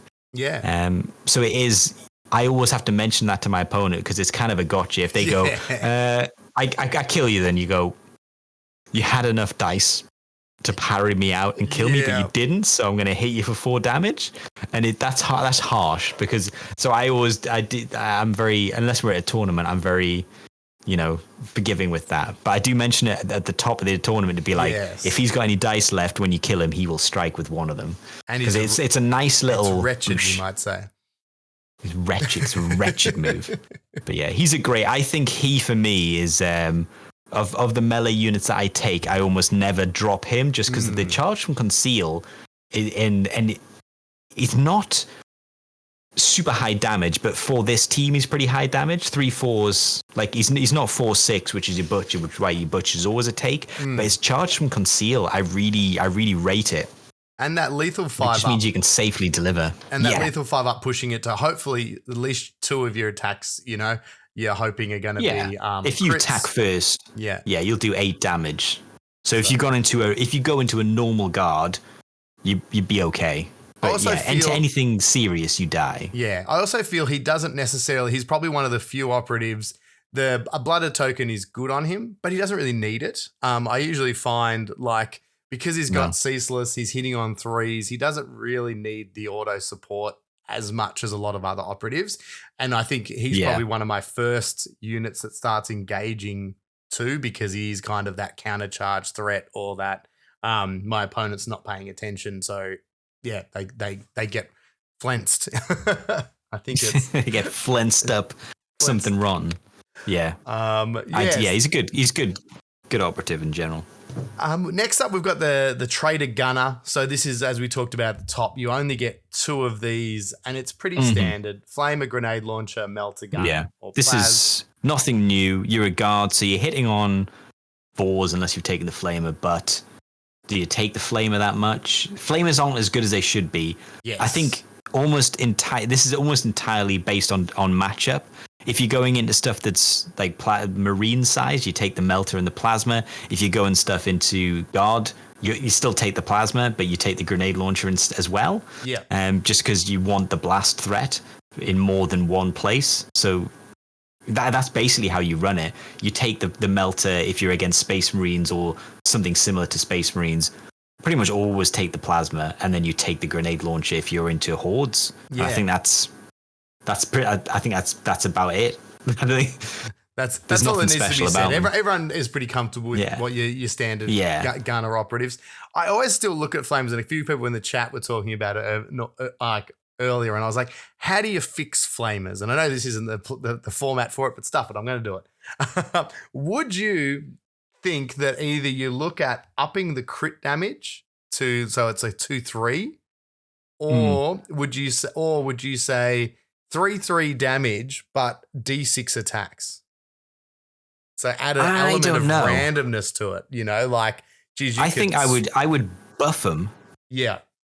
I would start by making them no cover, so that you can't take it feels weird that you can take a cover when someone's literally saturating an area in flame. And if it's like a 40k flamer, like Prometheum, like they'll probably set the wall on fire that you're standing next to. So it feels weird that you can take cover save. So I think the bare minimum, they should be all no cover. Yep, I'd agree with that. And I don't know. I mean, because we've seen what happens when you give a flamer AP1. with the warp coven. It's just horrendous. Yes. And same as don't the what's his name sisters from have 3/4? What's his name from the Galapox too? His stomach flamer is absolutely flesh melders 3/3. It's not AP1 though, is it? No, but it's so still 3/3. It's real good. 3/3 is pretty potent. It's still nice. I just like to see. I think don't the sisters get 3/4 or something? Yeah, when they do that special stratagem, and that's offensive. See, that's it. I don't mind that. But yeah, like, do you make it that it's 3/3 or something, but it's got hot? It could cause you damage. Ooh, that'd be interesting. You know what I mean? Like, I just feel like it doesn't need, or you could keep the profile the same, but take away cover and add the ability to overburn or backburn or something. I think the way that sisters have done it is better. Like the sisters do that thing where you get Inferno tokens. So if you set on fire, you get an Inferno token, and then you can be injured by flame later in the game, can't you? That's cool, yeah. Like at the end of the turn, you take mortal wounds. So it feels like they've done flamers right. It's just harsh. Because I think harsh. It's just a shame that we know your ingrained hatred for them. But yeah, it just feels a shame that the flamer is just you don't even look twice at it, in terms of list building. You just go, get out of here. All right. Do you want to take us through the next guy? It's the big fella, the Ogren. Big boy. Big boy. The Ogren. So best rule, avalanche muscle, D3 mortal wounds. It should just be D. Like if this team was built now, it would be something like D3 +1. But it's not. It's D3.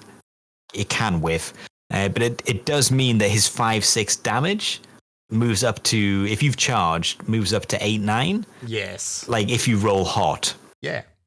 That's crazy. It is nice. Anything between 6/8 and 7/9.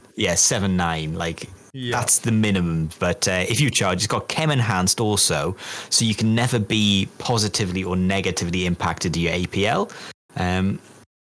It sucks that you can't increase his APL, but he can't do anything. Yeah, so he ignores stun, but it's just effectively because his APL can never be negative. So he like the first hit with stun would never reduce him. Yes. The sad thing is he can't ever be equipped with equipment, and he can't do any pickup or mission actions. Yes. So this is why for me, he's the first drop matchup dependent if you're going into loot. I much prefer taking 2 of the GA2s and the Enforcer rather than the Ogren, who I know. The thing is, it's good because he is a good distraction piece, but quite a lot of the people that I play now know that he's a good distraction piece. That's the danger of if you play a team a lot in your local meta. Yeah, your team really, like the people you play against realize I will have to deal with him, but this guy won't win him the game. It'll just kill my models, which will get him, tac ops. But there's ways to neutralize him. Although you can't reduce his APL, obviously. But yeah, he is good. Capture, he's an auto take. If I'm playing capture, I'm taking him just because it doesn't matter that he can't do mission actions. But secure and loot is when I decide whether or not I'm going to take him. Yeah. Which is a shame because he's such a fun model to just run at stuff. And anything that can do mortal wounds is great against those team with invuns, like the Harlequins, the way you're I need to be doing mortal wounds. So hey, you take the melter gun, you take the traitor Ogren, plus the Ogren is a good counter to them in combat because they are so good in combat. Exactly right. Whereas he can still pack a punch. So it's interesting, but 16 wounds. Good model though. If you can get the feel no pain on them too, it's amazing how you've only got a 5-up save, so you're not relying on that. But when you combo that with we get lucky with maybe 1 5-up save, and then even a plasma gun or something like that. If you're only getting 2 through, they're not killing this guy. And then if you get even more cheeky, get the medic back up to him, heal him 2d3. He can be the bulwark that your opponent's not expecting, or while they spend 2 turns putting their best guns into that guy, your actual real damage dealers are either getting amongst them or you're scoring points, and both of those are a huge win. So I'm with you. I think he's a great distraction piece. There's definitely some missions where he loses that effectiveness because your opponent just goes, oh, well, I'm not going to worry about him.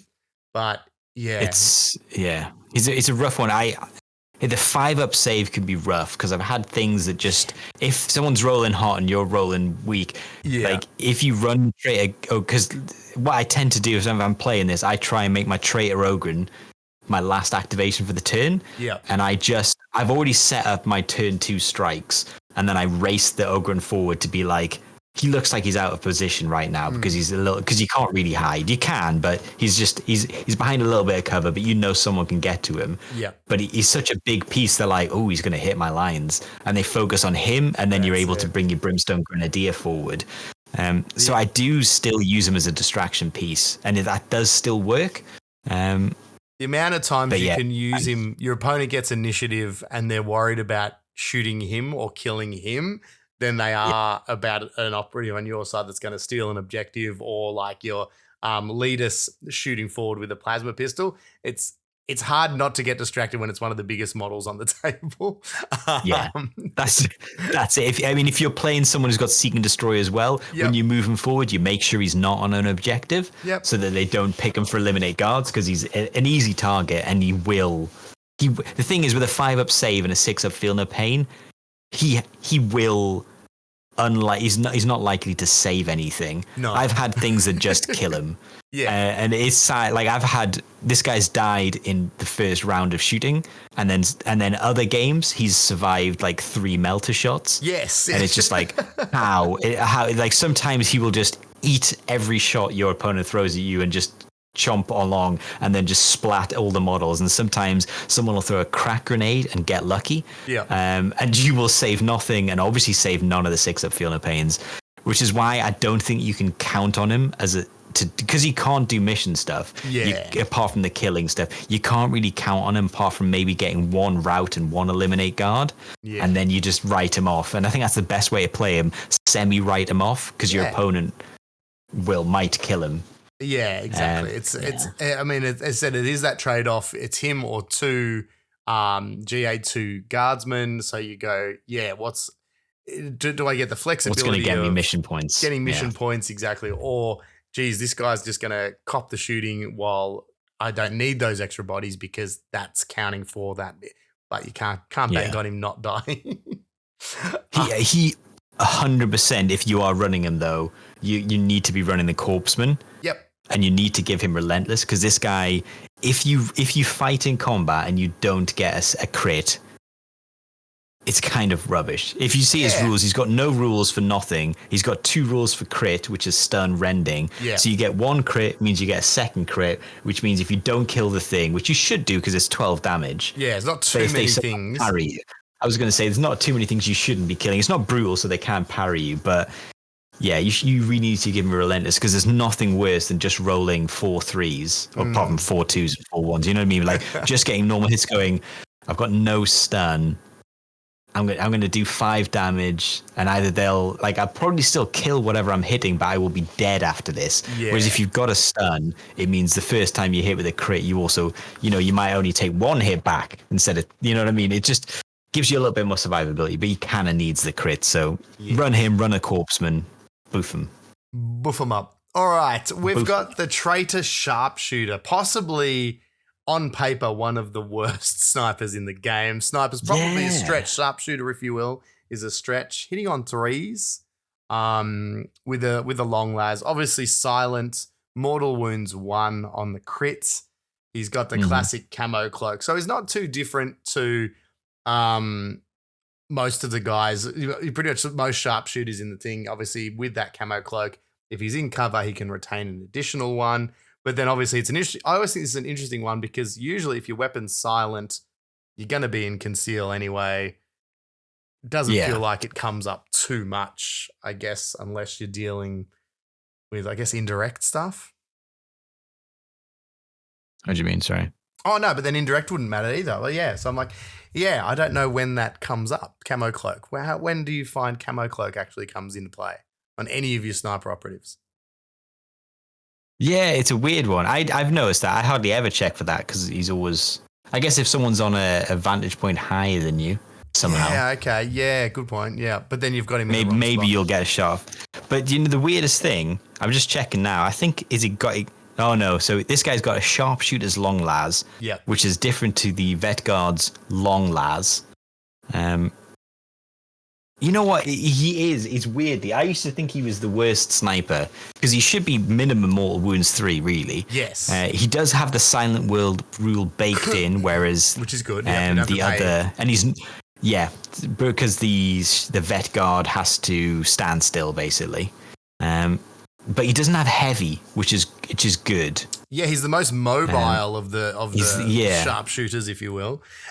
So he's quite good. I find him he's usually my surprise unit. Like again, most people when they verse this team, Fin one, they're expecting to get meleeed. They're worried about your plasma. They're worried about your melters. They're worried about the guys moving up the board, and that's it. Then all of a sudden, this guy does move 6 inches, gets into a spot. Gets a bit lucky because hitting on 3s, not terrible. Gets a few crits and all of a sudden, he's popped a 7 wound operative, and you're like, didn't see that coming. Like it's nearly through the process of where he is on the threat list, it feels like he overperforms. But I find he's probably, and again, we'll talk a little bit about this. I find he's one of my easiest drops though. I was going to say that. I was going to ask, but this guy's this is mission dependent. Yeah. This is one of my first drops. ITD especially. Oh yeah, ITD is just gone. It can be real useful getting like the mortal wounds, gaze of the gods. Yeah. It feels like if you've got nothing left, nothing better to gaze of the gods, it's an easy way to do what is hopefully at least a couple of mortal wounds. And a backfield objective holder while everyone else nicks off. Yeah. It's back on an objective. It's not bad. If he's booping a button, but he's still got a threat range, he's in silent, behind cover or barricade. It's not that there's no play. It's just kind of in that hierarchy of the team and what he does. He does seem like he's a bit of an odd thumb, like he's not bad. And in a lot of other teams, you'd be like, oh, what a great operative. But he just seems to rub a bit counterintuitively to everyone else. Yeah. Yeah. I'd say that's fair. Why don't you take us through the next boy? This is one of your faves that we were talking about earlier. Thug life. I do like the thug. The traitor thug life. No range to speak of, but he's got a heavy club, which is 4 attacks, hitting on 3s, 4/4 brutal. He does have a better save. He's got a 4-up save, but the thing that makes him decent and potentially someone who's going to ruin your opponent's day, not that should be your objective, but if it is, he's got tough. And this is the only one that this hasn't been nerfed. So anytime shooting or combat, so it's shooting and combat, the normal damage gets reduced by 1 to a minimum of 1. So that's when if you're fighting someone that is like a 2-3 damage, goes down to 1 damage, you pair him up with a Feel No Pain, 6-up Feel No Pain. Sometimes he can just eat his way through those bad melee teams, like the like Pathfinders. If you can get into the Pathfinders line, you don't need an Oghren. You can kind of, this is what I mean, like depending on the matchup, you can be like, you know what, a Butcher and a Thug is good enough to just chew through, taking 1 damage a piece as he mashes through your and brutal. The chances are you're doing 8 damage, and if you struck first, you do 8 damage, you get 1 wound back, and maybe you get a 6, and you don't feel it, but like you can chew his way through some of those lower wound teams with bad melee. It's funny you mentioned about it's basically an ogre, because even in the description, thugs amongst their ragged ranks, violent men and women who have become virtual ogres thanks to their inner savagery and taint of heresy. So I think you're right. It's the Oghren light is what you're looking at there. And again, because it just looks like another normal, like, to your opponent, just looks like another Gaza, another operative. It's nearly a bit of a surprise. Like, it's like, oh, well, now you've done that. Yeah. Oh, well, I'm taking one away. And even the 4-up save is, again, surprisingly good. You've got something. Just a little bit good, yeah. Someone's shooting at them thinking, oh, yeah, I'll just quickly knock this guy off with the bolter. All of a sudden, 4-up, then turning the 3, standard damage down to 2. All of a sudden, he survives a round of shooting that maybe he shouldn't have, or that your opponent wasn't expecting. Another operative for me that's straight in the list and never really too worried about getting dropped for sure. Yeah, I tend to run the melee heavy, and I tend to run the thug over, say, the sharpshooter.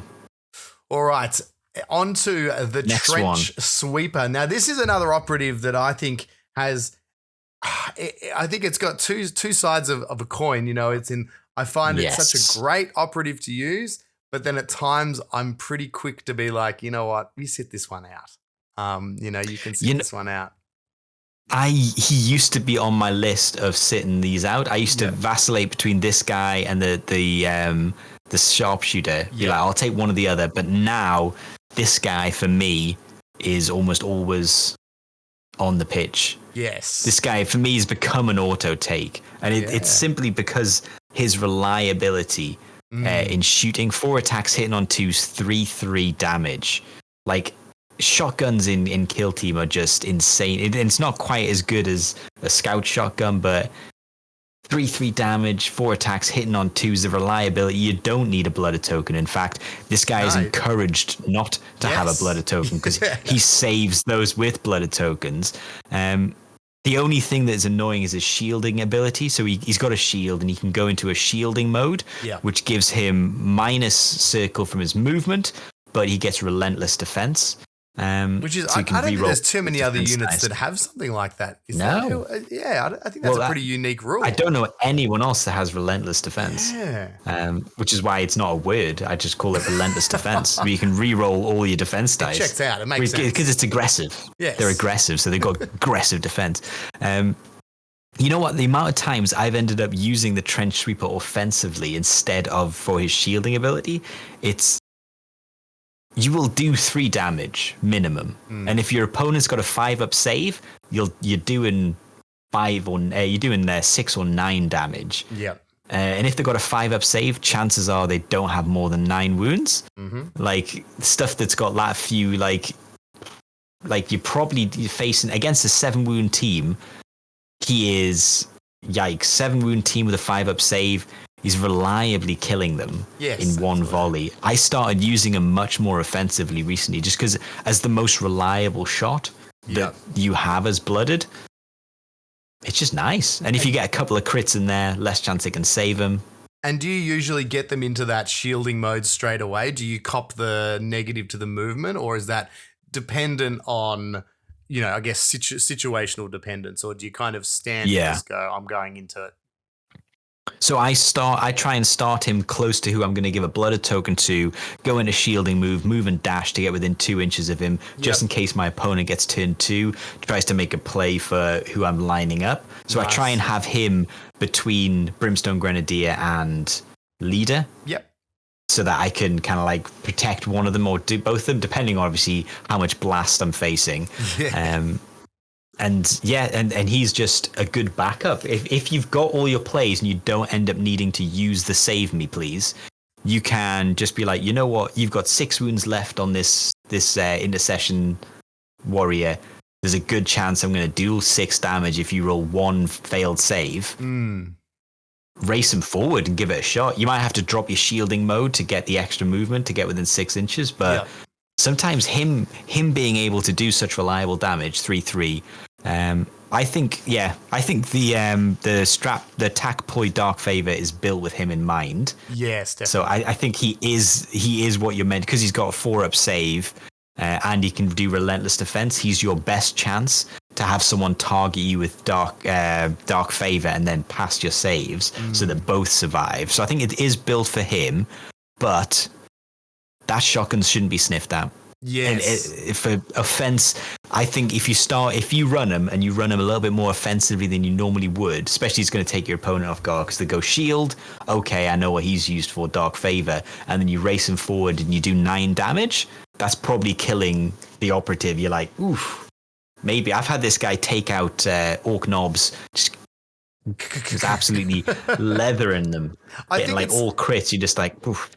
It's a bit like nearly a bit like the sharpshooter too. It's nearly that threat hierarchy, and for your opponent, they'll probably look at this guy and go, "Well, he's defensive, and that his job is to." And they've probably seen you use him that way to do the blast tactic, and they go, "Oh, well, that's what that guy's there. He's got a shield." But that's it. The surprisingly hard hitting with the shotgun. obviously he's got shield as well in close combat, so that ability to, when you parry, actually parry 2 attacks. So very similar to the RBTs, that ability to get in and not as good, but great. Yes, because they can fight in combat as well. I can see why you would Wicked Blade this guy to give him 3-4, is it? I think it's just on the normal, so it just turns him to 3-3. But as you said, if your opponent comes in, they charge you, hit you once, you then maybe parry double parry. Double parry, they might not have any left, and then you do 6 damage to them. You know, like that's not a win for them. That's like, oh no, I didn't realize that. Most things after 6 wounds are either nearly dead, or you know, like, or if it's a big character, you might have, you know, all of a sudden wounded a Space Marine or brought them under half wounds. In probably a combat they thought they were winning. So I just think it can be such a cheeky moment when they think, oh yeah, I'm just gonna walk through this guy. And you just go, well, actually. This chump's dead, and you're like, bang, with the bin lid. But it does come at the cost. I don't know if the cheekiness with the Wicked Blades, because it is 2 equipment points if you put it on this guy versus usually it's 1. I mean, I don't use it. No, and 2 equipment points for 1 extra normal damage is quite expensive. And the only other thing, which is it's wild that he's been given his own equipment. Yes. And it's 2 EP. Yeah. Like, who's going to spend 2 EP on this dude? But you could give him, the blast triangle, but you then become 2-3 damage. So you basically, you become like a las gun, but a reliable las gun. Yeah, super reliable. You get blast. It's like, and you have to know that in advance. Yeah, like, blast triangle is so... It is a choice, though. I think it's a choice. Yeah, each time you shoot, you can choose to fire incendiary shells. So it doesn't have to do it, but it feels like a waste. It feels like a waste. I've used it before, and it was fun, but ultimately not worth it. Maybe on an ITD thing, it could be a bit more. Because you're a bit that's more... fun, because then it's lethal 5. Yeah. If you go blast, you're lethal 5. Then you know what? I would take that, because then you're still likely to get more crits than not, and I just feel like you're a lot more likely to get your opponent in those situations where they're triangle apart, because there's less barricades. Grouped up next to a hatchway. A hatchway, you might find that. For me, that's probably where you'd slide. But 2 equipment points. All of a sudden, then it's worth it. Maybe that's a good call on Into the Dark. If you want to split up your equipment and not give everyone blast pelts, but then beast pelts, but then you've got to really think about stuff. Yep. So then you've got easy Traitor Trooper. So these are just your regular guys, and they're basically a guardsman. That's bog standard. Best thing they've got is GA2. Yep, that's their strength. Yeah. So you're taking these to loot objectives, basically. Yes, and exactly, because unlike their guardsman brethren, you're not really even going to be loading them up with grenades or anything like that, because again, you've taken the brimstone. Brimstone. So it's like still very handy. Don't get me wrong. Anything that's scoring you victory points is super important. Bodies to help you with, I guess, controlling the flow of the game. All that stuff's really, really good. Using them to out-activate your opponent. Still fantastic, but it's not necessarily exciting. And lastly... Saving the best to last, Reese. On the last slot. I'll do it. You do it. No, I'll do it. Okay, I'll do it. Traitor Chieftain. Well, I love that we waited to that last one to just absolutely shit the bed without talking over each other. That was great. I thought you were going to say that they took the last one to completely abandon their alphabetized list, because we've gone A, B, C, E, F, G, C. Yep. Right at the end. I don't know where you put them at the beginning. Seems comfortable for me. I'm confused at their ordering, but saving the best to last, perhaps. Yes. The Traitor Chieftain. And again, I think we discussed it, but you go plasma pistol, improvised blade. Yes, it's just getting access to that plasma is, you take the plasma. But standard leader shenanigans got just the 1 extra wound, but so that's the only stat difference, and that's why you do need to be careful too. Only 8 wounds. 5 up save are very squishy. Yeah. Very squishy. No way to improve the save at all. No extra armor, no strategic ploys like take cover like the guard get. Yeah. You are just going to have to need to keep him in cover and be wary until you can deliver him Yes. into the position. And that's it. A lot of the time in the past, I used to always put the armor plates on the chieftain going, oh, well, it gives me the reroll ones, which technically is true, but usually speaking, apart from the occasional Hail Mary, most of the time things that are going to kill it are going to kill it anyway. Yeah. And you're probably better spending those points, as we spoke on the Chem Breathers or the Beast Pelts.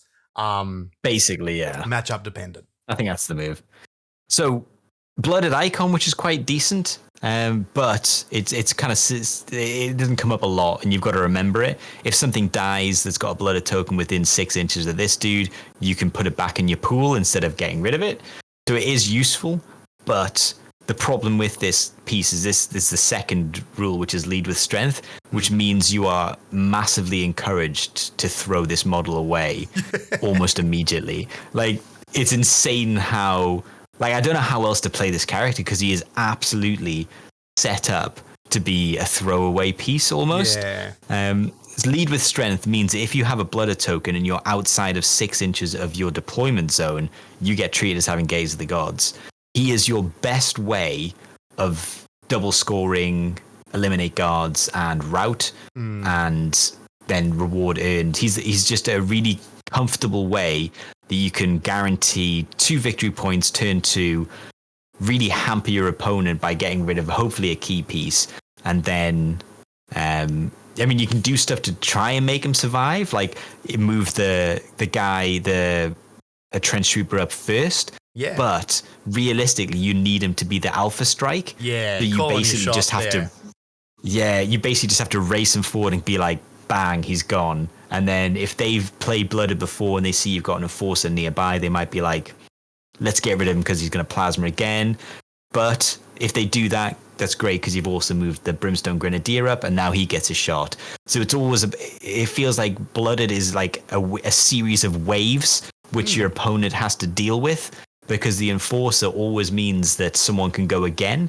So you put someone forward and normally you would just ignore them because they've gone. Whereas the Blooded's cool thing is the like, the more you can hold back on the enforcer, the more they have to think, where's the enforcer going to make someone go again? Yes.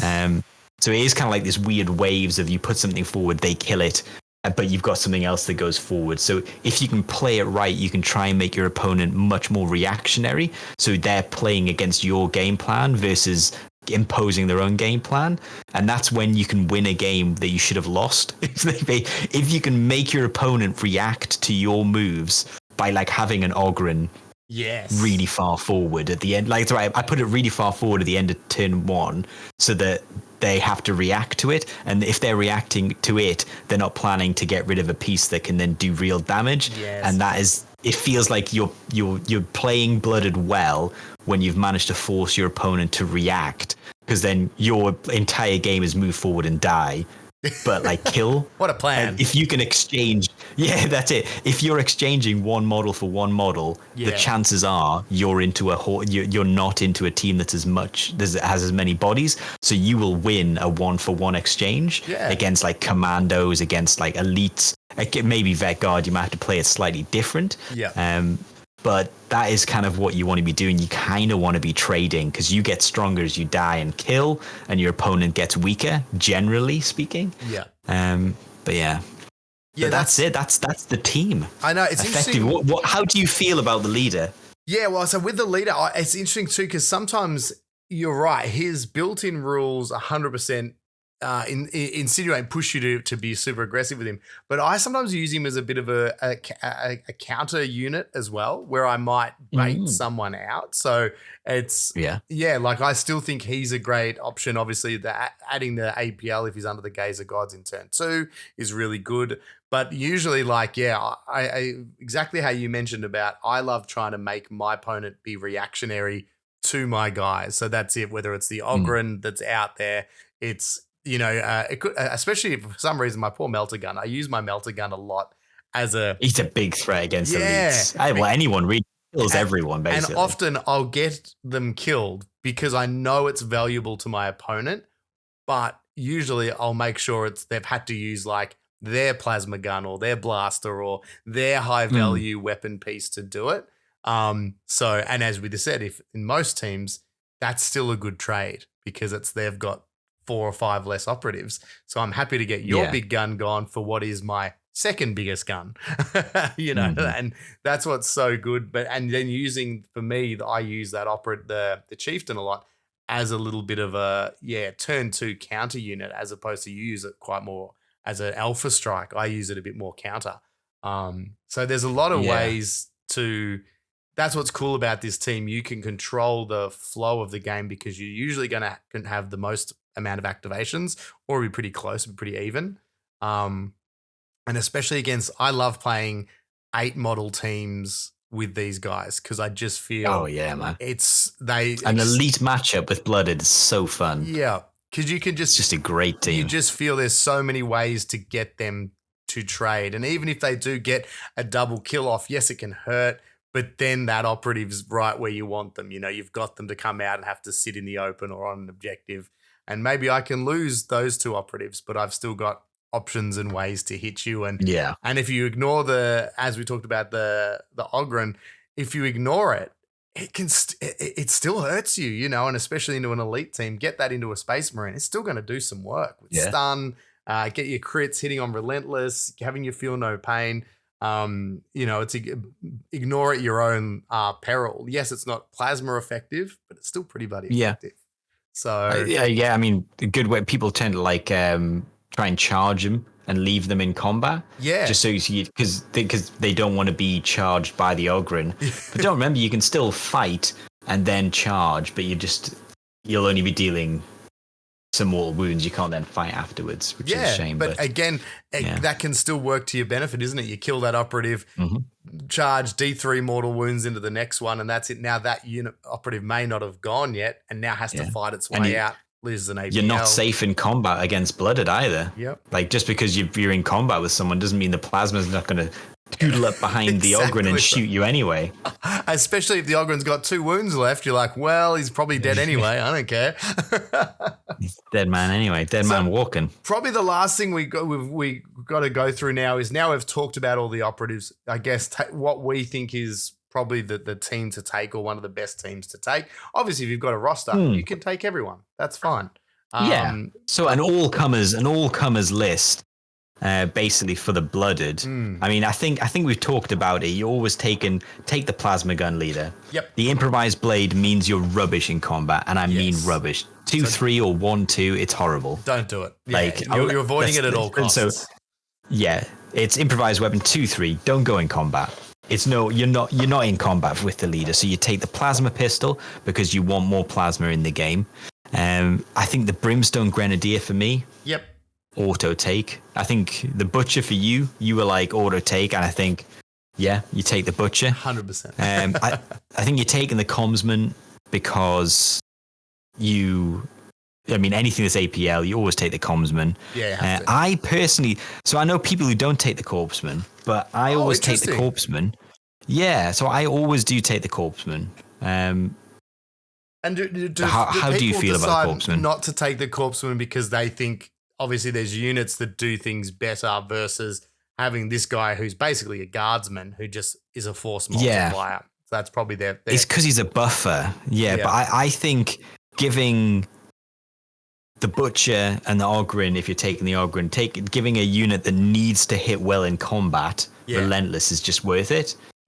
So I would always take him. I'd especially find it doing an hard to all-comes leave. list. I'd find him hard to leave. If this is, even if we talk about that hierarchy of threat thing as well, it's amazing too how often he does get left to the end of the game.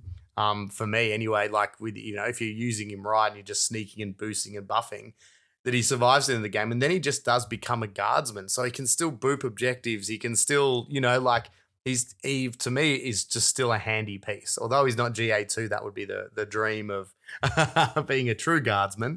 Once the buffing's done and the healing's done, if your opponent hasn't dealt with him, he can still score you points. There's a whole bunch of ways he can still have an impact on the game. So it's a bit hard to look past that force multiplier for him, especially as you an all-comers list. All-comers list. I say you take him. Even if you're playing casually, it's just useful. It's just the utility of him over, say, taking all the other options. I think he's just better. And he ends up being one of 2 las guns in your team in my all-comers list, because then you've got the commsman and the corpsman, and that's about it. Yeah. And they're part of your support team, so they are always in your backfield. If someone says assassinate target on you, you're picking the corpsman or the commsman, because you're going to hide them all game. They never leave conceal unless they have to. That's exactly. Yeah. Realistically, there's no reason they should be coming out of conceal, because you're not shooting the las gun is genuinely a waste of time. Unless you're supremely confident in your rolling, and you've also miraculously played overcharge the las guns, which no one plays. Maybe you've done that. Maybe that's your play style. In which case, Dark God speed to you. I'm not here to judge. Speaking of conceal, the Flenser.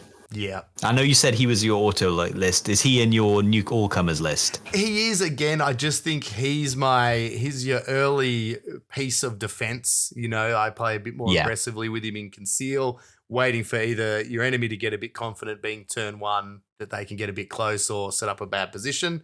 And again, it leans into... I love him. Yeah, the close combat stuff, the way he's kind of autonomous. He doesn't need blooded tokens. He doesn't need support. He can just kind of do his thing and be dangerous. I think he's a great operative.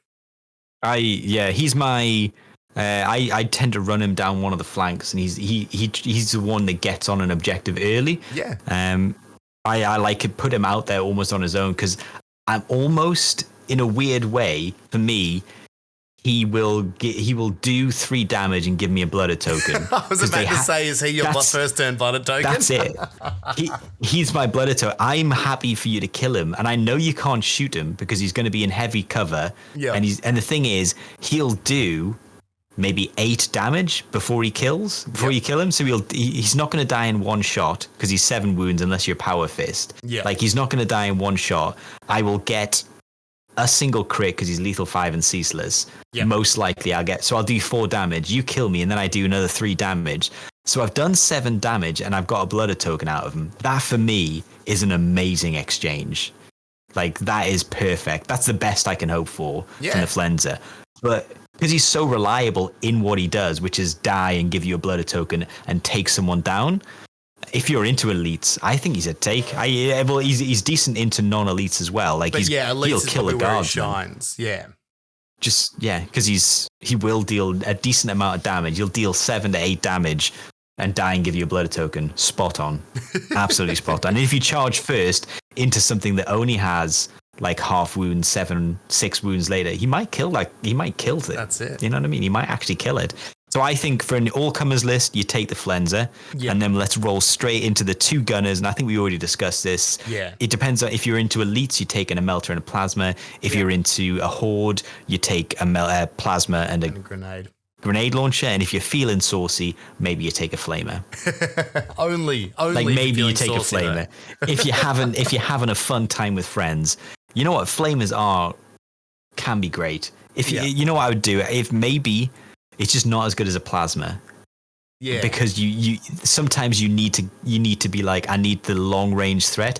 If flamers were infinite range, maybe you'd take a flamer against hordes, but they're just not. So what's the point? That's it. There's too many restrictions, and as we said, it's that classic thing is doesn't have the range, doesn't quite do enough. That, like, if you got something in 6-inch range, you're taking a melter gun. If you want infinite range, it's plasma gun.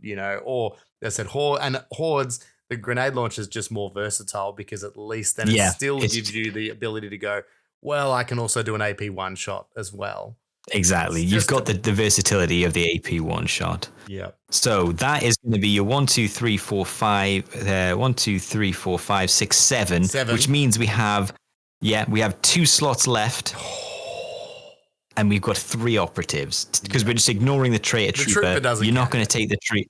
You don't take the trooper in this choice. Potentially you take it if you're going into the ancillary support, if you drop an Ogren or you drop the Enforcer. Yeah. But I would never drop the Enforcer, but I would maybe drop the Ogren. So we'll talk about that when we get to it. Sharpshooter, because mate. So you got the Sharpshooter, the Thug, and the Trench Sweeper. Out of them, which one for an all-comers list are you saying is in the list? Yeah, look, it has to be the one for me that's dropped is the Sharpshooter. just because I think it's the same for me. Yeah, it's just, unfortunately, it's just that unit that doesn't quite do what everyone else is trying to do. It's not that it's necessarily isolated that it's a bad unit, but when you've got the Thug, who, as we said, is our Ogren 2.0, the mini Ogren, who can be surprisingly durable. And as hopefully this little guide's helped people realize, and because this is what, again, playing against you helped me realize, that's it. The Trench Sweeper is actually a fantastic tech piece. I definitely started, it was one of my bench pieces a lot. I'd usually go Sharpshooter on open board, Trench Sweeper in ITD, but that's how I started. Swung now to understand that the Trench Sweeper is just as useful and versatile in all lists because that ability to tank damage, the surprising damage output, those two things alone just outmuscle the Sharpshooter. Just unfortunately, Mortal Wounds 1, it's just not enough. That's the thing. If he was Mortal Wounds 2, that might be enough.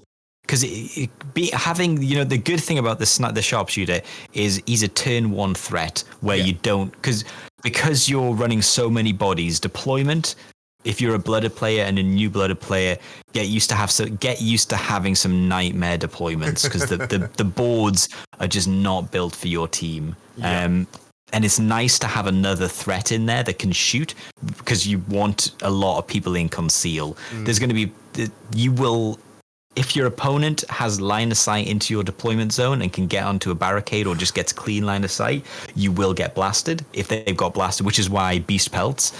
And sometimes what you're going to have to do is if you've got against Hyrotech Circle, for example, you're going to need to drop a barricade in your own deployment zone just so you can space out to reduce, because that Cryptek's going to get a blast shot off. Essentially, you might not be able to avoid it. So what you need to do is reduce the number of models that are within that blast radius. And that might just be giving people, and that's the toughest time about being a Blooded player, is mastering a deployment that doesn't leave you open while still being able to feed into how you're going to play. But once you've mastered that, Blooded are great, but that's the biggest trick is mastering deployment. Once you do. Once you do that, I still haven't got there. But Sharpshooter, it's nice that you can give yourself another potential shot from turn 1 in case they're running forward. But I just think the Thug and the Trench Sweeper, for me, how I play, and someone will have use out of the Sharpshooter, it's just as you say, Mortal Wounds 1, even with the best roll in the game, if you hit all crit, you're doing 7 damage. Which is but like if you hit all crit and they like the max, if they save, obviously, and that's before armor save. That's before armor save. They could still then 3 up armor saves and go. It's 4 mortal wounds. So you'll get if you hit all crits, you've done 4 mortal wounds, and then you got 3 damage. But if they manage to save all crits, the max it's only going to be 7 damage, but you're not going to roll all crits.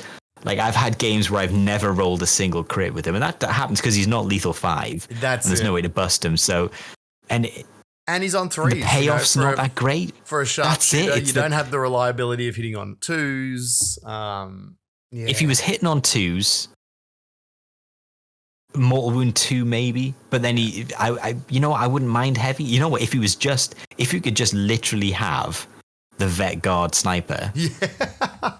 That would be awesome because the Vet Guard Sniper is great. 7 wound model would be fine. It's not silent, but it can be if you don't move, which is perfect because then you're not heavy. You can move about. You just would have to go to an engage.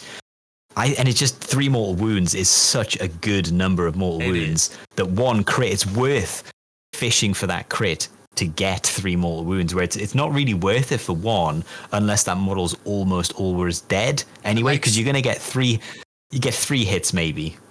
And they save 2 of them. So it just the damage output isn't there, nor is the ability, if you're using it as a damage piece, then it's not scoring you points. So that doesn't help. It's not making anyone better. And that's where the Trench Sweeper gets ahead. I think that's what it is. I think you could realistically kill a model for route with the Trench Sweeper. You can't kill it for route with the Sharpshooter. You got to try and think, what can he give you? Eliminate guards, maybe, or a headhunter. but he's not really doing enough damage. 3/3 is not bad damage, but hitting on 3s, whereas a trench sweeper's hitting on 2s. Yes. Mortal wound 1, it's just like, you're only going to hit 2 or 3 times. Keeping, one of your core units alive as well. And that's the thing too. I said, keeping your plasma, keeping your leader alive, not needing a blooded token, super consistent shooting, can tie up models in close combat. Yeah. The trench sweeper, again, all comers. It's not to say, I said, I've taken the sharpshooter plenty and had great games with it. I've games taken a bit, nothing. So it's not that, I said this, it's always what kind of gameplay you enjoy. There'll be people that will find a place for it, but this is in our all-comers list. You're on the bench. All-comers list. Drop the sharpshooter, but if you're playing against, for example, if you're playing, actually, you know what? I was going to say if you're playing against Felgor or Galapox, but I'd probably still take the trench sweeper because that shotgun's just good. Shotgun and parries. But parries as well. All right, so arguably the best piece you've got. Exactly. So now the ancillary. So this is the other choice to make. So you've got the 4 blooded operatives from the following. You've got 2 of those selections for an enforcer, 2 for an Ogryn, or you can take 4 traitor troops. How are you breaking that down? I mean, if I'm honestly an all-comers list, I would just say take the Enforcer and the Ogryn because they're great pieces. Mm-hmm. So an all-comer list, I would just say that. But if you're getting into the weeds and you're getting into not power gaming, but if you're trying to max a game play efficiently,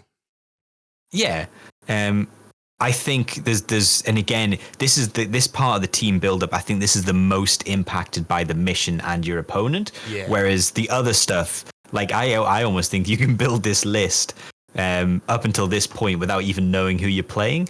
Like realistically, you can be like, well, I'll still take these same operatives because they're awesome. Whereas when you get to this section, it will make a difference. So for loot, you want to drop either the Enforcer or the Ogryn for 2 operatives to GA2, so you can have them on the wings and GA2 the 4 objectives, and then you can use them to steal loot objectives. They're not as good as Vet Guards because they don't get the free dash. That's lose a bit of that maneuverability for sure. Yeah, but they are good. So I think there's scenarios in which case I've never run it with 4. No, troopers. I've never done 4. I've done as you said, drop the Ogryn and take him 2. But not many times because, again, I just find a little bit like maybe I'm a bit because I don't do the roster stuff as well. I guess I get attached to a way a team plays, or I like the mechanic of going, well, I feel comfortable knowing I've got these X amount of guys and I built this before I've even got there. That's what I feel comfortable with. I know how they'll play. But there's really good play for the troopers, and it helps again. Just more activations, like having that ability to out-activate your opponent. If they're ignoring your, if they're spending the time ignoring your troopers as well because they're worried about other things, those guys can just keep going scoring points. Or they've got to put resources into killing them off those objectives, which I think is also a win for you. There's a blooded token for you. Yeah, there's the blooded token straight there. Yeah, it is an odd one. I love the Enforcer, but I think the more I played and the more people learn the trick of the Enforcer.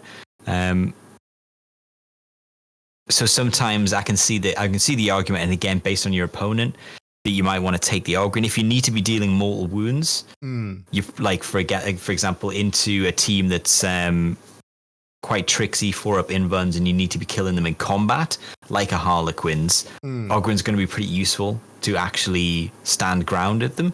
It's hard to replace 16 wounds on a team. I mean, being able to take a 16 wound model that does 5-6 damage and just there's no getting away that it is a blender in combat. Yeah. If they start shooting it with a 5-up save, you will die. Like if someone blast pistols, for example, you will just die. Yeah. Like a 5-up save, realistically, you don't make any. Unless you get insanely lucky, you're not making any, and you don't make any 6-up feel no pains. You will just die. But if you can get that turn 2 activation and charge them into 1 or 2, you can lock down a side of the board. So it's hard to say don't take them. Yeah. But I think an all-comers list, I think you probably take the Enforcer and the Ogryn, especially if you've never played it before. Yeah. Just to sample just a sample, because the Ogryn's such a good scary piece for people to have to deal with, and they have to deal with it really.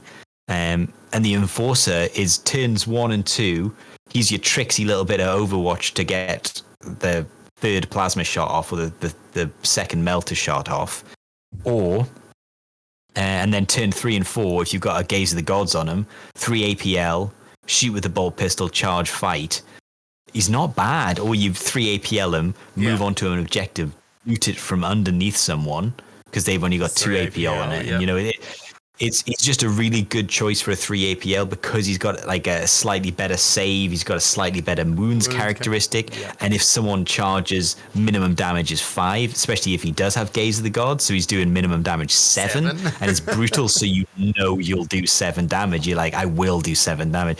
So I think he's got longevity throughout the game, which is why I tend not to drop him, whereas the Ogryn, like, either he dies quick or he doesn't die. Because he will be a target priority, and if you roll hot, he lives, and if you don't roll hot, he's dead turn 1. So it's one of those weird ones where he's a little bit of chaos in the team. Either he lives and does a lot of damage, or he draws fire, which hopefully means your Brimstone Grenadier survived, or someone else survived so that he could die. He dies, so someone else lives. Like, he's a heroic. That's it, isn't it? Are you ever surprised, this is just a off the top of my head question, that things like the Hulks, Ogryns, you know, these big units that the few teams have now, that they can actually conceal? Well, the Nightmare Hulks can't. Oh, sorry, that's right. No, okay, sorry. Well, but sorry. They can, but it has to be heavy. Yes. So this guy I'm surprised can. the Ogryn doesn't. That's what I meant. Sorry, the Ogryn doesn't have that same, like, I do find it hilarious, because I've modeled it as behind a barricade. The big AOS, I think it's the Thermitage or Thermitage. Yes, so it's I know even bigger. It's massive with the horns, and he's hiding behind this barricade. I just picture him like knelt down with the horns, holding the barricade up sideways so he can kind of clue.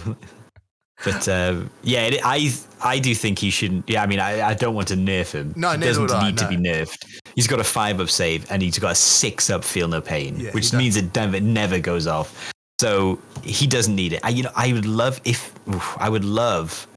that if the Corpseman gave him, like, if he had a 6-up feel no pain built in, So if he had a 6-up built in, and if the Corpseman gets him, it becomes a 5-up.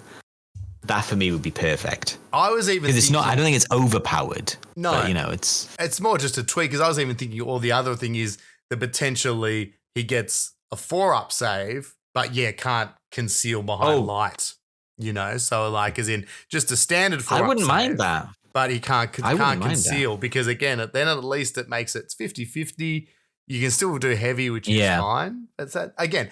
I don't think it's broken. There's just a lot of heavy in most boards. That's it. Yeah. But just a few might be interesting because sometimes you do feel it's a bit cheese when I'm sneaking him up the board, this giant Ogryn behind a pipe that just comes up to his knee. And it's just like, I mean, I can see 90% of the model, but sure, he's hiding. Like, was he just lying on the ground? I'd see him. It takes me out of it just a little bit. Not heaps because it's on my side, so it's fine. I don't get mad about it. I'll take it when it's going in my favor.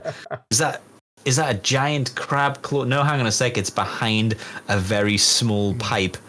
Can't see it at all. Is that steel, that pipe? Oh, that's steel. Oh, no, there was nothing we can do. Oh, well, there you go. I think that's a great spot. Ogryn Talk. That's our blooded breakdown. This has been a long one. I think we just crawled over the 2-hour mark. So 2:20. Wow. Yes, if you've stayed with us, if you're still awake, congratulations. But I hope if you want to play the blooded, if you either do play them, you're about to play them, you're curious, blooded curious. I hope this helped you. I hope you took something out of it because I know it's one of my favorite things to do is just sometimes just to shoot the breeze and talk about teams from different players. It's amazing the bits and pieces you can learn. So hopefully you get something out of it. Yeah, I think it's hopefully it's been useful. I think we're both people who have used it. Use the blooded team, and I think we've used them a bunch. Yeah. There's obviously some tricks and like stuff out there that we don't do. Obviously, there'll be people out there that use that sharpshooter to great success. Yes. Or hey, idiots. You're doing it wrong. Yeah, fools. Just write that in the comments They've somehow below. managed to. Hey, idiots. Yeah. Let us know in the comments how we should be using the Blooded Sniper. But yeah, if you got any other tips for Blooded, by all means, put them in here. Yeah, this is obviously a great spot too. The opportunity in the comments below. People hopefully put anything useful down there as well. So if I watch the video, they can jump in the comments, share a bit of the Blooded love. And I was just thinking, Russ, off the top of the dome, maybe we should put it to our Patreons to a vote next. Who is the next faction breakdown or faction focus that we kind of do? There might be some ones there champing at the bit for. Yeah, no, that'd be a good idea. I think we between us we've probably played enough teams that we can fumble our way through a casual.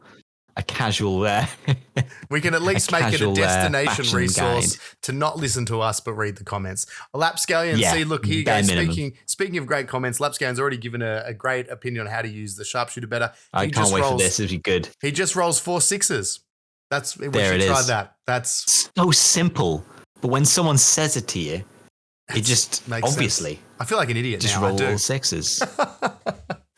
Simone, Matt, let's force Ben to talk about how great commandos are. Oh, you know what? I would love that. I'd be there for that. I would love to be. He would be seething, in not even on the inside. He would just be visibly seething. That's why he's not here today. Preemptively, he was worried about this.